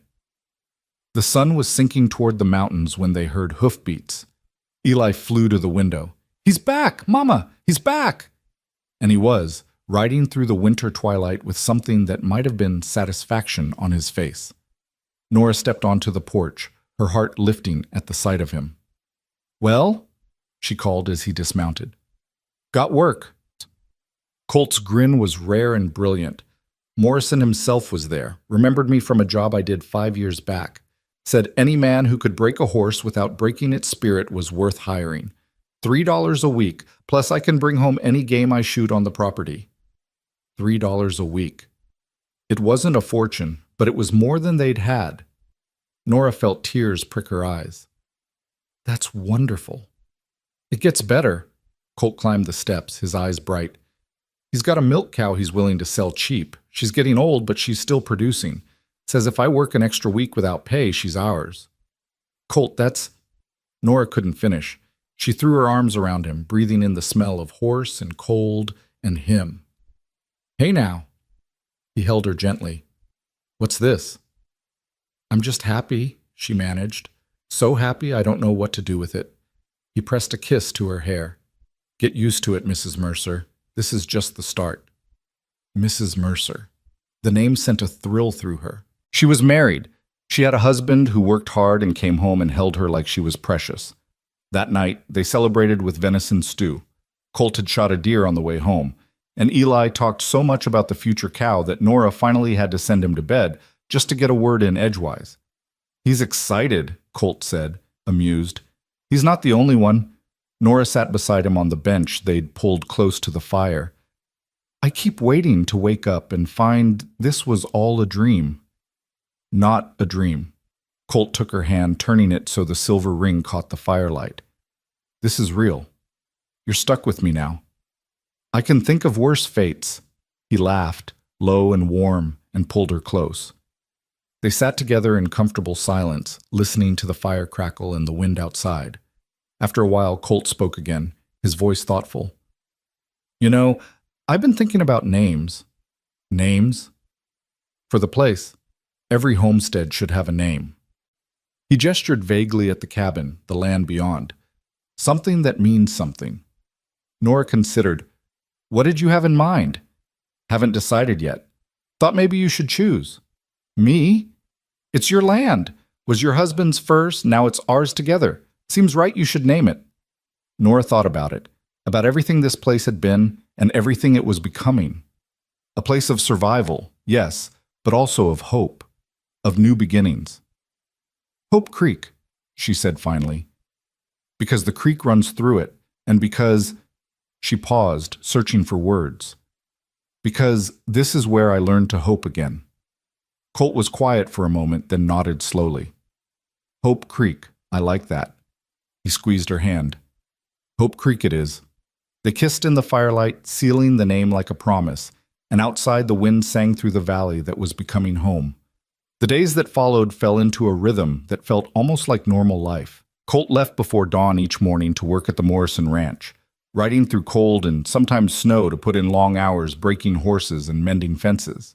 He came home after dark, tired but satisfied, and always with stories for Eli about the horses he'd worked with or the men he'd met. Nora kept the home fires burning, literally and figuratively.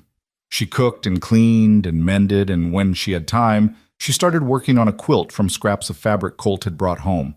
It would be their marriage quilt, she decided, something to mark this new chapter. Eli thrived under the routine. He had chores now, real chores that mattered, not just busy work. He hauled water, stacked firewood, learned to set snares for rabbits under Colt's patient instruction. The boy was growing, filling out slightly now that there was regular food, and his laugh came easier. He's happy, Nora said one night, watching Eli sleep peacefully in his loft. So are you, Colt observed. He sat on the edge of their bed, she still got a thrill from thinking it, pulling off his boots. I am. Nora moved to help him with the laces, her fingers gentle on the worn leather. Sometimes I feel guilty about it. Why? Because Tom's only been gone 3 years. Because I should probably mourn longer. Because people will think... She stopped, shaking her head. People will think what they always think, Colt said quietly. Let them. You got a right to be happy, Nora. Tom wouldn't want you suffering forever. You didn't know him. No, but I know you. And I know any man worth his salt would want his widow taken care of, his son raised right. If our situations were reversed, he paused, his jaw working. If I died and you were alone with Eli, I'd want someone to step up, someone good. I wouldn't want you grieving yourself into the grave. Nora looked at him, at this man who spoke so easily about sacrifice and care, and felt her love for him deepen another notch. You're a good man, Colt Mercer. I try. He pulled her close, resting his chin on her head. Now stop feeling guilty and come to bed. Morning comes early. She did, and fell asleep in his arms, warm and safe and home. 2 weeks into February, Colt came home early with news. Morrison had agreed to let him take the cow now, with the understanding that Colt would work an extra 2 weeks to pay off the balance. She's gentle, Colt said, his excitement barely contained. Name's Bessie. She'll give us milk, butter, cheese if we're lucky. Morrison's throwing in a laying hen, too. Says she's old but still productive. Eli was beside himself. When do we get them? Tomorrow, if the weather holds. Colt looked at Nora. We'll need to finish that lean-to proper, make sure it's tight, can't have them freezing. They spent the evening working by lantern light, Colt and Eli reinforcing the lean-to while Nora stitched together feed bags to make a warm covering. The work felt good, purposeful, building toward something. True to his word, Colt arrived home the next day leading a brown and white cow and carrying a crate with a rust-colored hen inside. Bessie was indeed old, her muzzle gray, but her eyes were kind and she came along placidly. The hen squawked indignantly about the journey but settled quickly once released into her new home. Eli was enchanted. He spent an hour just sitting in the lean-to, watching Bessie chew her cud and the hen scratch for non-existent bugs in the hay. He's going to sleep out here if you let him, Nora observed, standing with Colt in the doorway. Can't blame him. First real livestock we've had. Colt's arm came around her waist. Next spring, we'll get more chickens. Maybe a pig. Start building up properly. You really think we can do this? Make this place into a real working homestead? I know we can. His confidence was absolute. We got the land, we got the will, and we got each other. That's more than most people start with. Nora leaned into him, watching her son commune with their new animals, and let herself believe. They could do this. They were doing it. That night, Eli insisted on checking on Bessie and the hen 3 times before bed. Each time, Colt patiently accompanied him, showing him how to make sure they had fresh water, that the lean-to was secure against predators. You're good with him, Nora said when Eli was finally asleep and Colt had returned inside. He's a good kid, easy to be good with. Colt shed his coat and moved to the fire to warm his hands. He reminds me of myself at that age, hungry for guidance, for someone to show him how to be a man. Did you have that? After your father died? Colt was quiet for a moment. For a while. That ranch foreman I told you about, he taught me a lot. Taught me that being a man wasn't about being hard or cruel. It was about being steady, keeping your word, doing what's right even when it's difficult. He looked at her. I try to pass that on to Eli. He worships you. He shouldn't. I'm just doing what any decent man would. That's where you're wrong. Nora came to stand beside him. Most men wouldn't have stopped that day in town. Most men wouldn't have stayed. Most men... Her voice caught. Most men aren't you. Colt turned to face her, his expression serious. I'm not perfect, Nora. I got a temper when pushed. I'm stubborn as a mule about some things. I can't read or write more than my name. I ain't educated or refined. I don't want educated or refined. Nora put her hand on his chest, feeling his heartbeat steady beneath her palm. I want you exactly as you are. He pulled her close and kissed her, deep and thorough, and for a long moment the world narrowed to just the two of them, the fire crackling, the night beyond the walls. When they finally broke apart, Colt rested his forehead against hers. I love you, he said quietly. Don't think I say it enough, but I do. You and that boy, you're everything to me. I love you too, Nora whispered. So much it scares me sometimes. Don't be scared. His hands cupped her face, gentle despite their calluses. I ain't going anywhere. You're stuck with me. Promise? Promise. They stood together in the firelight, holding each other against the cold, and Nora felt the last of her fear finally release its grip. He wasn't leaving. He was here, solid and real and hers. March arrived with brief hints of thaw, though winter wasn't ready to relinquish its hold yet. Colt continued working at the Morrison Ranch, and the steady wages were building up a small cushion of savings. They had enough now for seed in spring, maybe even enough for lumber to add that extra room Colt wanted. Life felt almost comfortable, which should have been a blessing. But Nora had learned that comfort often preceded trouble. It came on a cold afternoon when Colt was at work, and Eli was outside checking on Bessie. Nora heard horses and looked up to see 3 riders approaching. Her stomach dropped when she recognized them, Frank Dawson, Pete Riley, and a man she didn't know, hard-faced and mean-looking. She stepped onto the porch, wiping her hands on her apron, trying to project calm she didn't feel. Mrs. Mercer, Dawson said, and the way he said her married name made it sound like an insult. Heard you had a wedding. Congratulations. Thank you. What can I do for you, gentlemen? Just wanted to check on you. Riley's smile was oily. Make sure everything's proper. Everything's fine. My husband will be home soon, if you'd like to speak with him. Oh, we know where your husband is. The third man spoke for the first time, his voice rough. Working for Morrison, making $3 a week. That's not much to support a family on. Nora's spine stiffened. We manage. Do you? Dawson leaned forward in his saddle. See, the thing is, Nora, folks in town are concerned. A widow marrying some drifter nobody knows, rushing into it. Colt's not a drifter. He's a ranch hand with steady work. For now. The third man spat tobacco juice. But what happens when Morrison don't need him no more? What happens when he gets restless and moves on? You thought about that. He's not going anywhere. That's what they all say. Riley's voice was falsely sympathetic. Look, we're just trying to help. There's men in town, good men with property and prospects, who'd court you proper if you were available. I'm not available. I'm married. Marriages can be annulled, the third man said bluntly. Especially when they're rushed, especially when there's questions about the circumstances. Nora's blood went cold. What are you suggesting? Just that if you want it out, there's ways, and there's men who'd be happy to step in, respectable men. Get off my property, Nora's voice shook with rage. Right now. Now, Nora, I said get off my property. She stepped down from the porch, her hands clenched into fists.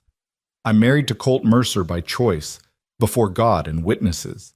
And if you or anyone else has a problem with that, you can take it up with him directly. But you don't come to my home and insult him when he's not here to defend himself. That's cowardice. Dawson's face darkened. You're making a mistake. The only mistake I'm making is wasting time talking to you. Leave, now. For a moment, she thought they'd refuse. Then Eli emerged from the lean-to, carrying his small knife like a weapon, his young face fierce. You heard my mama, he said, his voice high but brave. Leave our land, the third man laughed. Got yourself a fierce little protector there, Nora. His name is Mrs. Mercer, Eli said firmly. And this is our land, all of ours. So get out. Something in the child's bravery seemed to amuse them. Dawson shook his head, still smirking. All right then, we'll go. But you remember what we said, Nora. When that husband of yours shows his true colors, don't say we didn't warn you. They turned their horses and rode off, and Nora stood shaking, watching until they disappeared over the rise. Then her legs gave out, and she sat down hard on the porch steps. Eli ran to her. Mama, are you all right? I'm fine, baby. She pulled him close, breathing hard. You were very brave. They were mean. Yes, they were. Pa's not going to leave, is he? The fear in his voice broke her heart. No, sweetheart, he's not. Promise? I promise. But even as she said it, a small voice in the back of her mind whispered doubts. What if they were right? What if Colt did get restless? What if she'd trusted too much, too fast? She crushed the thoughts down ruthlessly. She'd made her choice. She'd chosen Colt, and he'd chosen her. And she wouldn't let poisonous gossip undo that. When Colt came home that evening, she told him everything. His face grew progressively darker as she spoke, and by the time she finished, his hands were clenched so tight his knuckles were white. They came here, he said, his voice dangerously quiet. They came to our home and threatened you.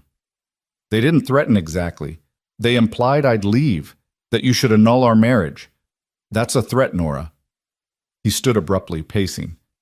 I should ride into town right now. No. Nora caught his arm. That's what they want. They want you to lose your temper, to do something stupid so they can prove you're dangerous.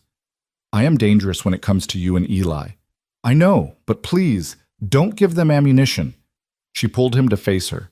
We know the truth. We know you're staying. That's what matters. Colt's jaw worked. After a long moment, he pulled her into his arms, holding her tight. I'm not leaving, he said fiercely. I don't care what they say or do. I'm not leaving you. Ever. I know. Do you? He pulled back to look at her. Because if there's even a shred of doubt, there's not. Nora said it firmly and realized it was true. The doubts had lasted maybe 5 minutes before she'd dismissed them. I trust you, Colt, completely. Some of the tension left his shoulders. Good, because I meant every word of those vows. For better or worse, richer or poorer, I'm yours. And I'm yours. They held each other in the firelight while Eli watched from his loft. And outside the wind howled, but inside they were safe. Together. The incident with Dawson and his friends cast a shadow over the next few weeks, but life continued. Colt worked, Nora kept house, Eli grew. Bessie produced milk faithfully, and the hen laid eggs almost every day. They were building something real, a life, a home, a future. In late March, the first real thaw came. Snow melted in rushing streams, and the creek swelled with runoff. The valley began to show hints of green, and birds returned, filling the air with song. Spring, Nora said one morning, standing on the porch and breathing in air that smelled of mud and growing things. Almost. Colt came up behind her, slipping his arms around her waist. Another few weeks and we can start planting. I've been talking to Morrison about getting seed. He'll let me have some at cost. What should we plant? Corn, definitely. Beans, squash if we can manage it. Potatoes. Those will keep us fed through next winter. He rested his chin on her head. This time next year, we'll have a full cellar and a garden that's thriving. You watch. Nora leaned back against him, letting herself imagine it. A garden full of vegetables. Shelves stocked with preserves. Maybe more chickens, another cow. A real homestead, productive and sustainable. I believe you, she said softly. Good. They stood together watching the sun rise over the mountains, painting the valley in shades of pink and gold, and Nora thought about how far they'd come. 4 months ago, she'd been standing outside Thornton's store, starving and desperate. Now she was married to a good man, her son was thriving, and they had a future stretching out before them. It wasn't perfect. Money was still tight, the cabin still leaked when it rained hard, and the townspeople still whispered. But they had each other, and that was enough. More than enough. That night, after Eli was asleep, Colt pulled something from his pocket and handed it to Nora. "What's this?" She unfolded the paper carefully. It was a deed, official and legal, with both their names written in careful script. "Had Morrison's lawyer draw it up," Colt explained. "The land's in both our names now, legal and proper. If anything happens to me, don't say that." "Nora," his voice was gentle but firm, "if anything happens to me, I need to know you and Eli are taken care of. This way, the land is yours free and clear. Nobody can take it from you." Tears blurred her vision. "You didn't have to do this." "Yes, I did. You're my wife. This is our land. It should reflect that." Nora threw her arms around him, overcome. He held her close, his hand moving in slow circles on her back. "I love you," she whispered against his chest. "So much." "I love you too." He kissed the top of her head. "Now and always." They went to bed wrapped in each other's arms, and outside the spring wind blew soft and warm, carrying the promise of new beginnings. The next morning, Nora woke to find Colt already up, standing at the window and staring out at something. She rose, wrapping a blanket around her shoulders, and joined him. "What is it?" "Look," he pointed. In the yard where snow had covered everything for months, the first shoots of green were pushing through the mud, wild grass, hardy and determined, claiming its space in the world. "It's starting," Colt said quietly. "Spring's really here." Nora took his hand, lacing their fingers together. "Yes," she agreed, "it's starting." And standing there in the early morning light, watching new life emerge from frozen ground, Nora felt something settle deep in her soul. They'd survived the winter, literally and figuratively. They'd weathered cold and hunger and gossip and doubt. Now it was time to grow. Spring came in earnest after that morning, transforming the valley from white and barren to green and alive. The creek ran high with snowmelt, and the cottonwoods along its banks unfurled new leaves that shimmered silver in the wind. Wildflowers appeared overnight, lupine and Indian paintbrush, columbine and wild roses, turning the meadows into a patchwork of color. Colt spent his days off breaking ground for the garden, turning soil that had been frozen solid for months. Eli worked beside him, learning to handle a spade properly, learning the difference between good dirt and poor. Nora watched them from the porch, her hands busy with mending but her eyes following her husband and son as they worked together in the spring sunshine. "Here," Colt said, crouching down to Eli's level. "Feel this soil. See how it crumbles? That's good. Means it'll drain proper, won't drown the seeds." Eli squeezed the dark earth in his small fist, his face serious with concentration. "Like this?" "Exactly like that. You got good instincts, son." The praise made Eli glow, and Nora's heart swelled watching them. This was what family looked like. This was what home felt like. By mid-April, they had a garden plot turned and ready. Colt brought home seed from Morrison, corn, beans, squash, potatoes, and they spent a whole day planting, working row by careful row. Colt showed Eli how to space the seeds properly, how deep to plant them, how to mark each row so they'd know what was coming up. "This is our future we're planting," Colt said, straightening and surveying their work with satisfaction. "Come summer, this will be full of food. Come fall, we'll have enough to last the winter, and then some." "And next year?" Eli asked hopefully. "Next year we plant even more. Maybe add some fruit trees if we can afford them. Build this place up proper." That night, Nora cooked the last of the winter stores, beans and salt pork, and they ate it, knowing that soon there would be fresh vegetables, corn on the cob, new potatoes roasted in their skins. The lean times were ending. "I got news," Colt said after supper, his tone careful in a way that made Nora look up sharply. "What kind of news?" "Good news. Morrison's herd is calving, and he's short-handed. Asked if I'd take on extra hours through May, help with the birthing and branding." He paused. "It's long hours, dawn to dusk, sometimes later, but the pay's double." Nora's first instinct was to protest. She'd gotten used to having him home at night, used to falling asleep in his arms and waking beside him, but she saw the hope in his eyes, understood what that extra money would mean. Security. Breathing room. A cushion against disaster. How long? She asked instead. 6 weeks, maybe 8, depending on how the calving goes. That's a long time. I know. Colt reached across the table and took her hand. But Nora, if I do this, if I work these extra hours and save every penny, we could have enough to add that room by fall. Maybe even get another cow, start our own small herd. Eli perked up. Could we get a horse? A real one, just for me? Maybe, Colt said, smiling. If you keep working hard and learning, a horse is a responsibility, not a toy. I know, I'd take care of it, I promise. Nora looked between them, her 2 men with their dreams and plans, and made her decision. All right, take the extra work. We'll manage. Relief crossed Colt's face. You sure? I'm sure. We've come this far by working hard, no reason to stop now. So it was settled. Starting the next week, Colt left before dawn and returned after dark, often too exhausted to do more than eat, kiss Nora goodnight, and collapse into bed.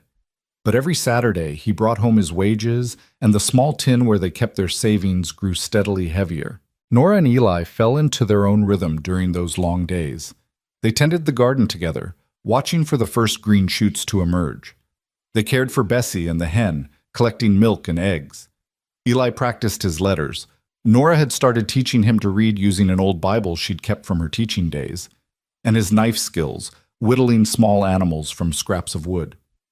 Look, Mama, he said one afternoon, holding up a crude but recognizable horse. It's for Pa, for when he comes home. He'll love it, Nora said, and meant it. The days were long, but they weren't lonely anymore. The cabin felt lived in, warm, full of purpose. And every night when Colt came home, no matter how tired he was, he made time to listen to Eli's stories about the day, to examine whatever the boy had made or learned, to kiss Nora like she was precious. How much longer? Nora asked one night in early May, curled against Colt's side in their bed. 3 more weeks? Maybe 4. His arm tightened around her. I know it's hard. It's not hard, Nora interrupted. I mean, I miss you. But I understand why you're doing it, and I'm proud of you. She felt him relax slightly. I miss you too. Miss being here during the day, seeing Eli learn things, working on the place with you.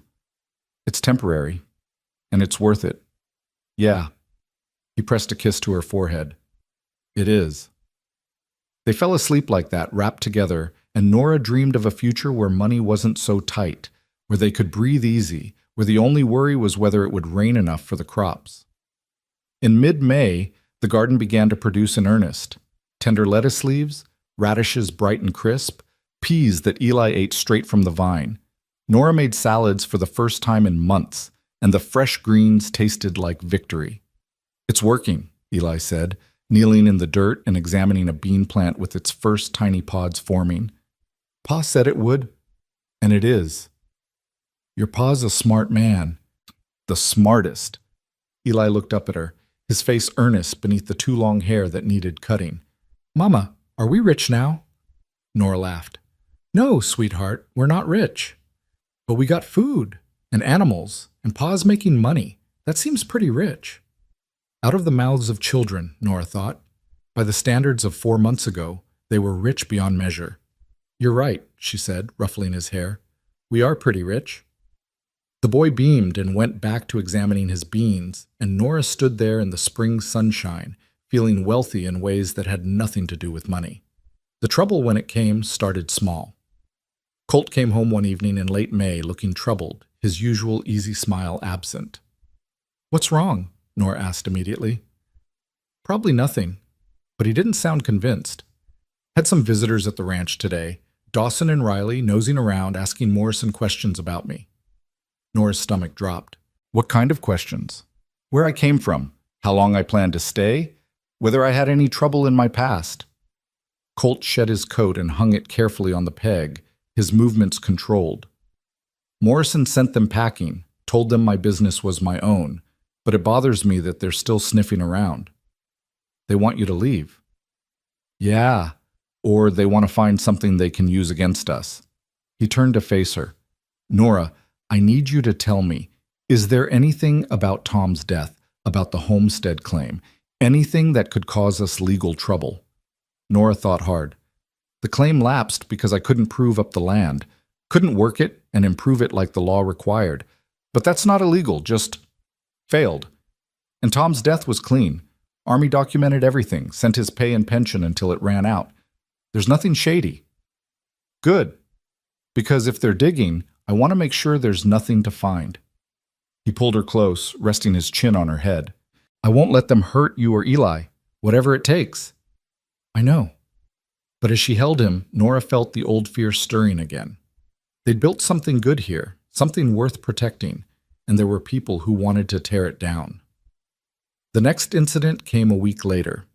Nora had taken Eli into town for supplies. A rare trip, but necessary.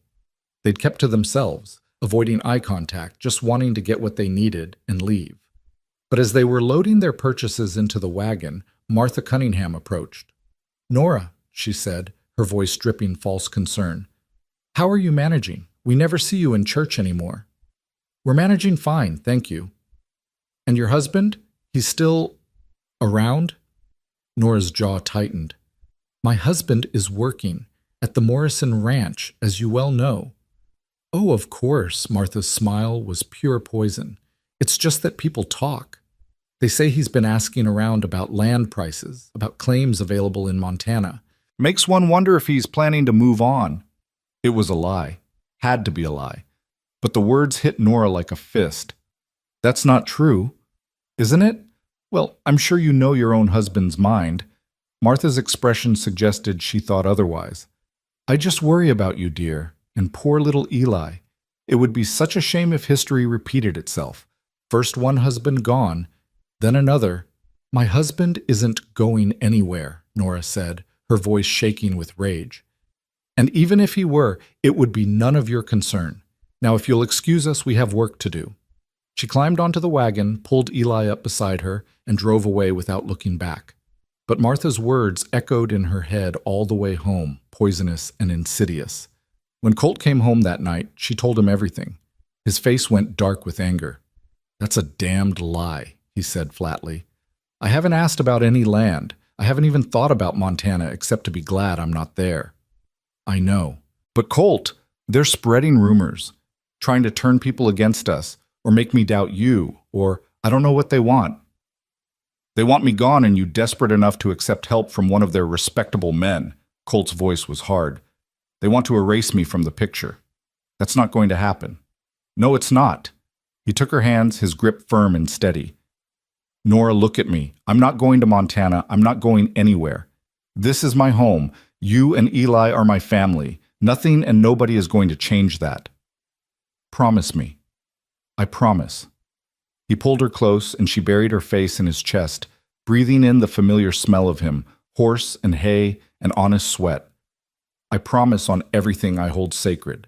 I'm yours and you're mine, and that's how it's going to stay. Eli appeared in the doorway of his loft, his young face worried. Are the bad men coming back? No, son, Colt said firmly. And if they do, they'll have to go through me first. Can I help? You help by taking care of your mama when I'm at work, by being brave and smart and good. That's the best help there is. Eli nodded solemnly, accepting this responsibility, and Nora felt a fierce rush of love for both of them, her son trying so hard to be strong, her husband teaching him how. They weathered the rumors the same way they'd weathered everything else, by holding tight to each other and refusing to let go. Colt finished his extra hours at the Morrison Ranch in early June, and the money he'd saved was more than Nora had seen in one place in her entire life. $60, he said, counting it out on the table with reverent care. 60 actual dollars. Eli's eyes were huge. That's a fortune. It's a start, Colt corrected. A good start, but just a start. He looked at Nora. What do you think, room addition first or livestock? Nora considered. The cabin was cramped, especially now that Eli was getting bigger. But more animals meant more food security, more to sell or trade. What do you think we need most? She asked. Honestly, the room. We need space, proper space for Eli as he grows, space for us, maybe eventually space for... He stopped, color rising in his cheeks. For what? Nora asked, though she thought she knew. For more children, if that's something you want. Nora's breath caught. They'd never talked about it, not directly, but standing there looking at her husband's hopeful, slightly nervous expression, she realized she did want it, wanted to have his child, wanted to give Eli siblings, wanted to fill this home they were building with life and noise and love. I want that, she said softly.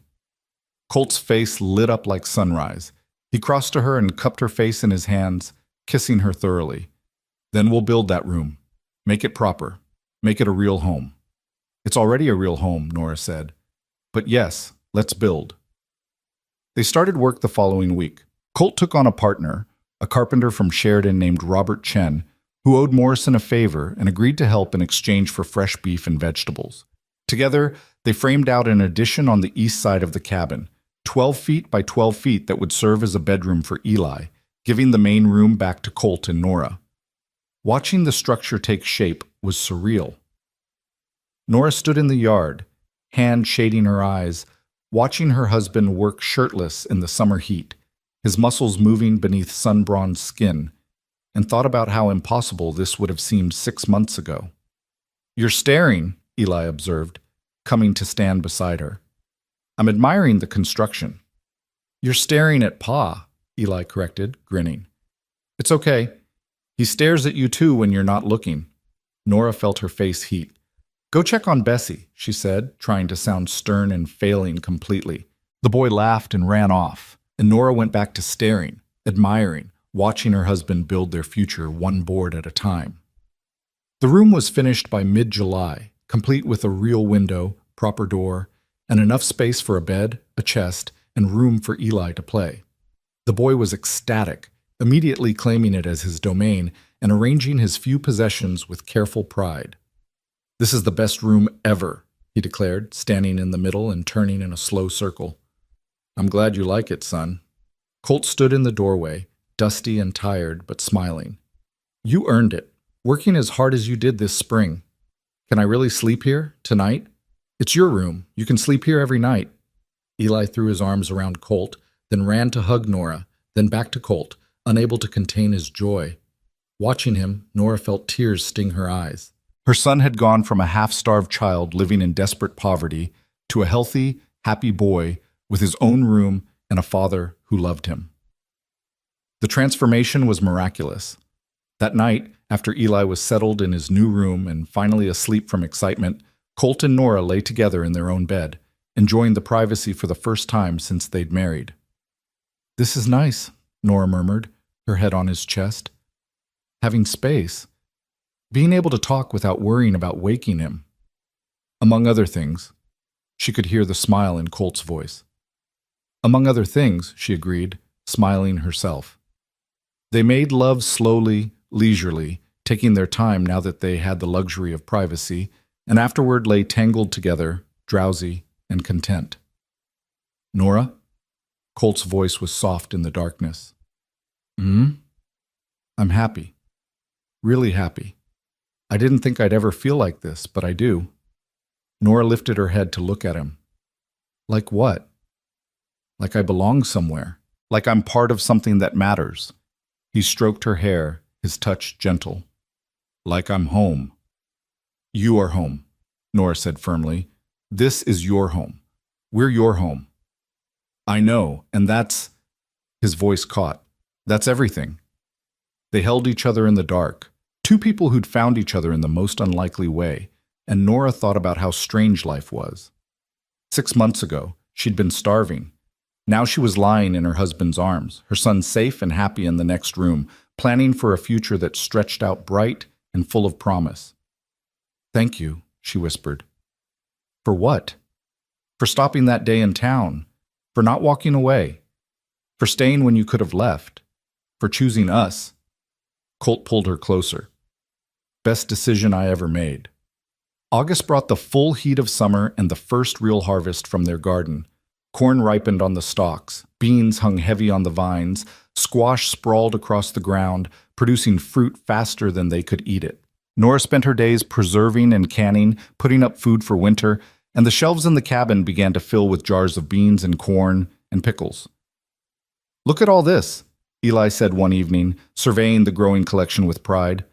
"We're not going to be hungry this winter." "No, son," Colt agreed. "We're not."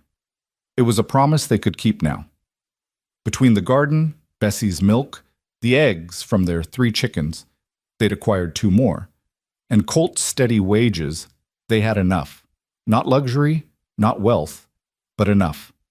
And enough felt like everything. In early September, Morrison approached Colt with an offer.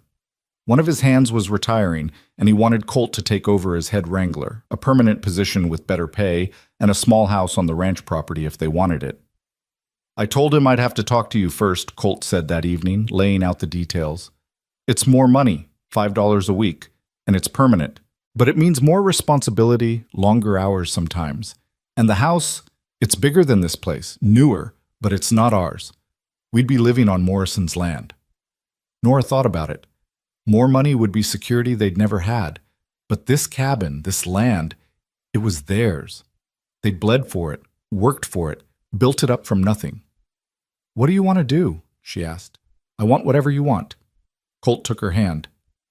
"This is our decision, Nora. Together. Could we keep this place? Keep improving it, maybe rent the Morrison house temporarily while we build up our own homestead?" Colt's eyes lit up. "That's smart thinking. Morrison might go for that. We'd be on hand for emergencies, but we'd still have our own place. I could talk to him." "Do it."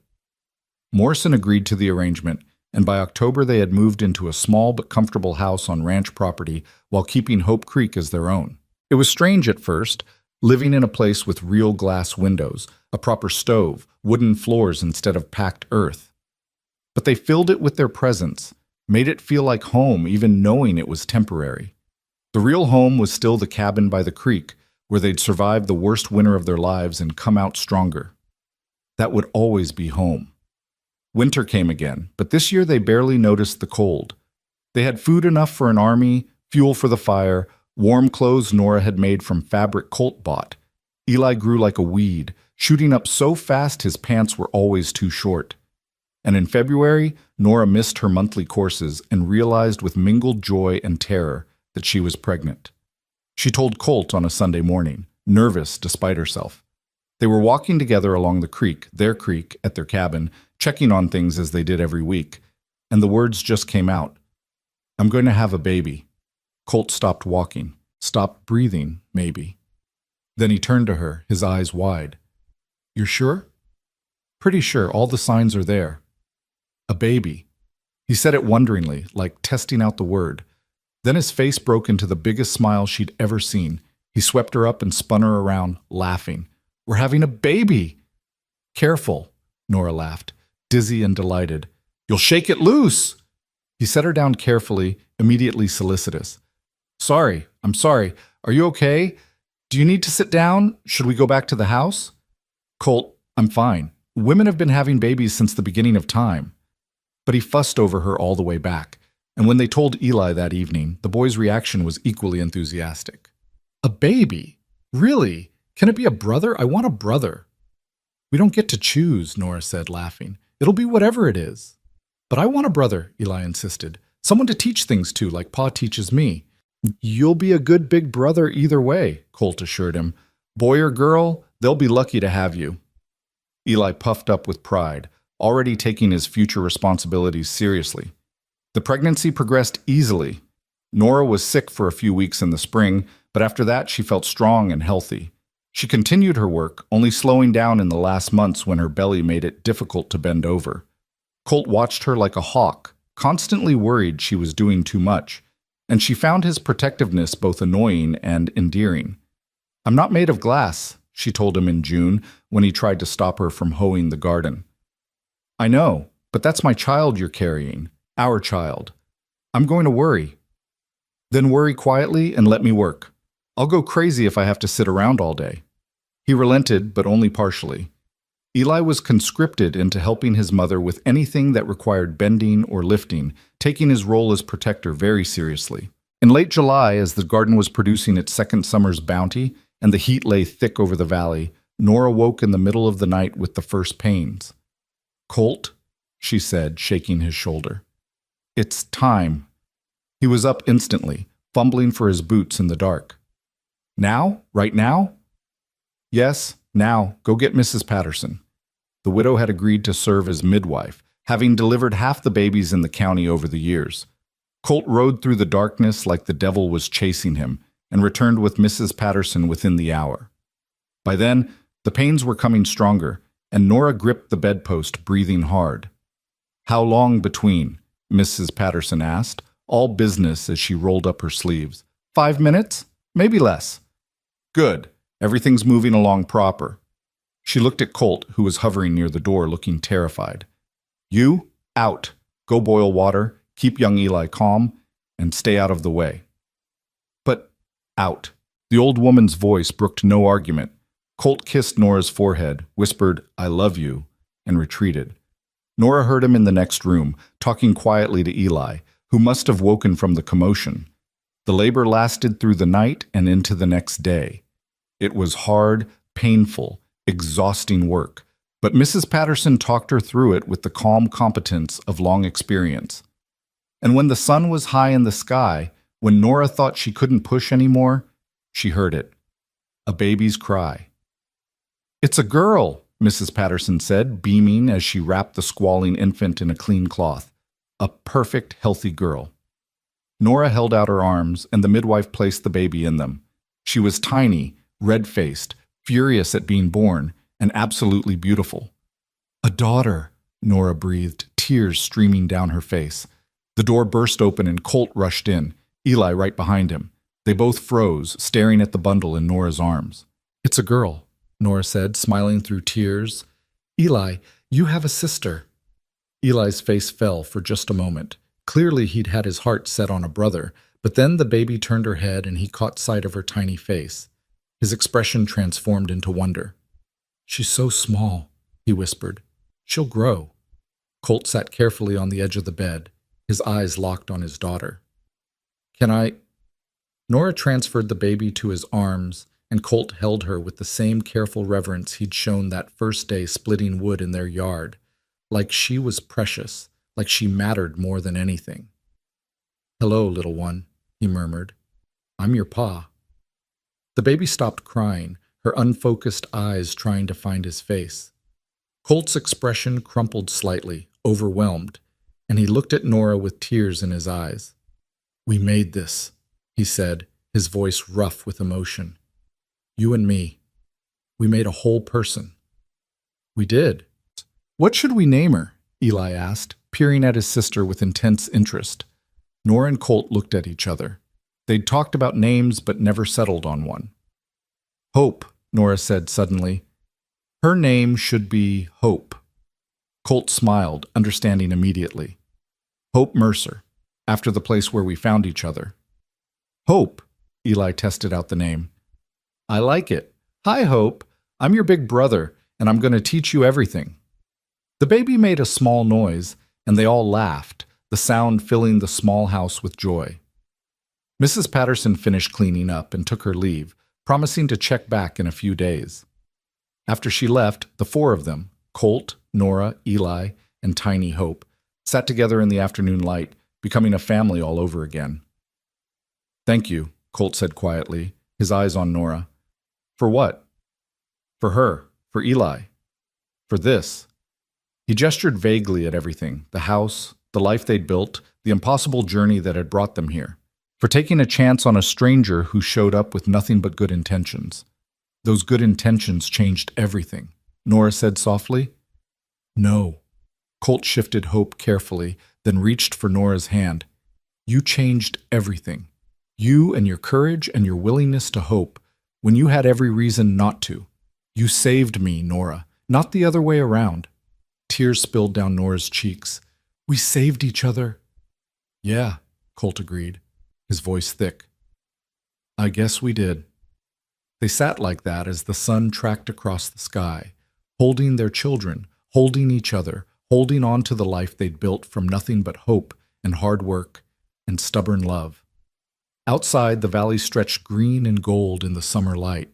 The garden was full, the animals were healthy, and Hope Creek waited for them, their land, their home, their future. It had been 10 months since a starving widow was turned away from the last store in town. 10 months since a stranger said 3 words that changed everything. Ride with me. 10 months and a lifetime. Nora looked at her husband, this good, steady man who'd kept every promise he'd ever made, and thought about that December day. How cold it had been, how desperate she'd felt, how impossible hope had seemed. "What are you thinking about?" Colt asked, catching her expression. "That day in town, when you first spoke to me." "What about it?" "I was so scared," Nora admitted, "so afraid to trust you, afraid you'd leave, afraid you'd hurt us, afraid to hope." "But you took the chance anyway." "I did." She squeezed his hand. "Best decision I ever made." Colt smiled, that rare, brilliant smile that transformed his face. "Mine too." Eli, who'd been quiet, suddenly spoke up. "Pa? Yeah, son? You're not ever going to leave, right? Even now that Hope's here and we're all together?" The question carried the weight of a 7-year-old's lingering fears. Colt set Hope carefully in her makeshift cradle and pulled Eli close. "Listen to me," he said seriously. "I gave my word I'd stay, and I meant it. But more than that, I want to stay. This is my family. You're my son. Hope's my daughter. Your mama's my wife. This is where I belong. Understand?" "Yes, sir." "Good.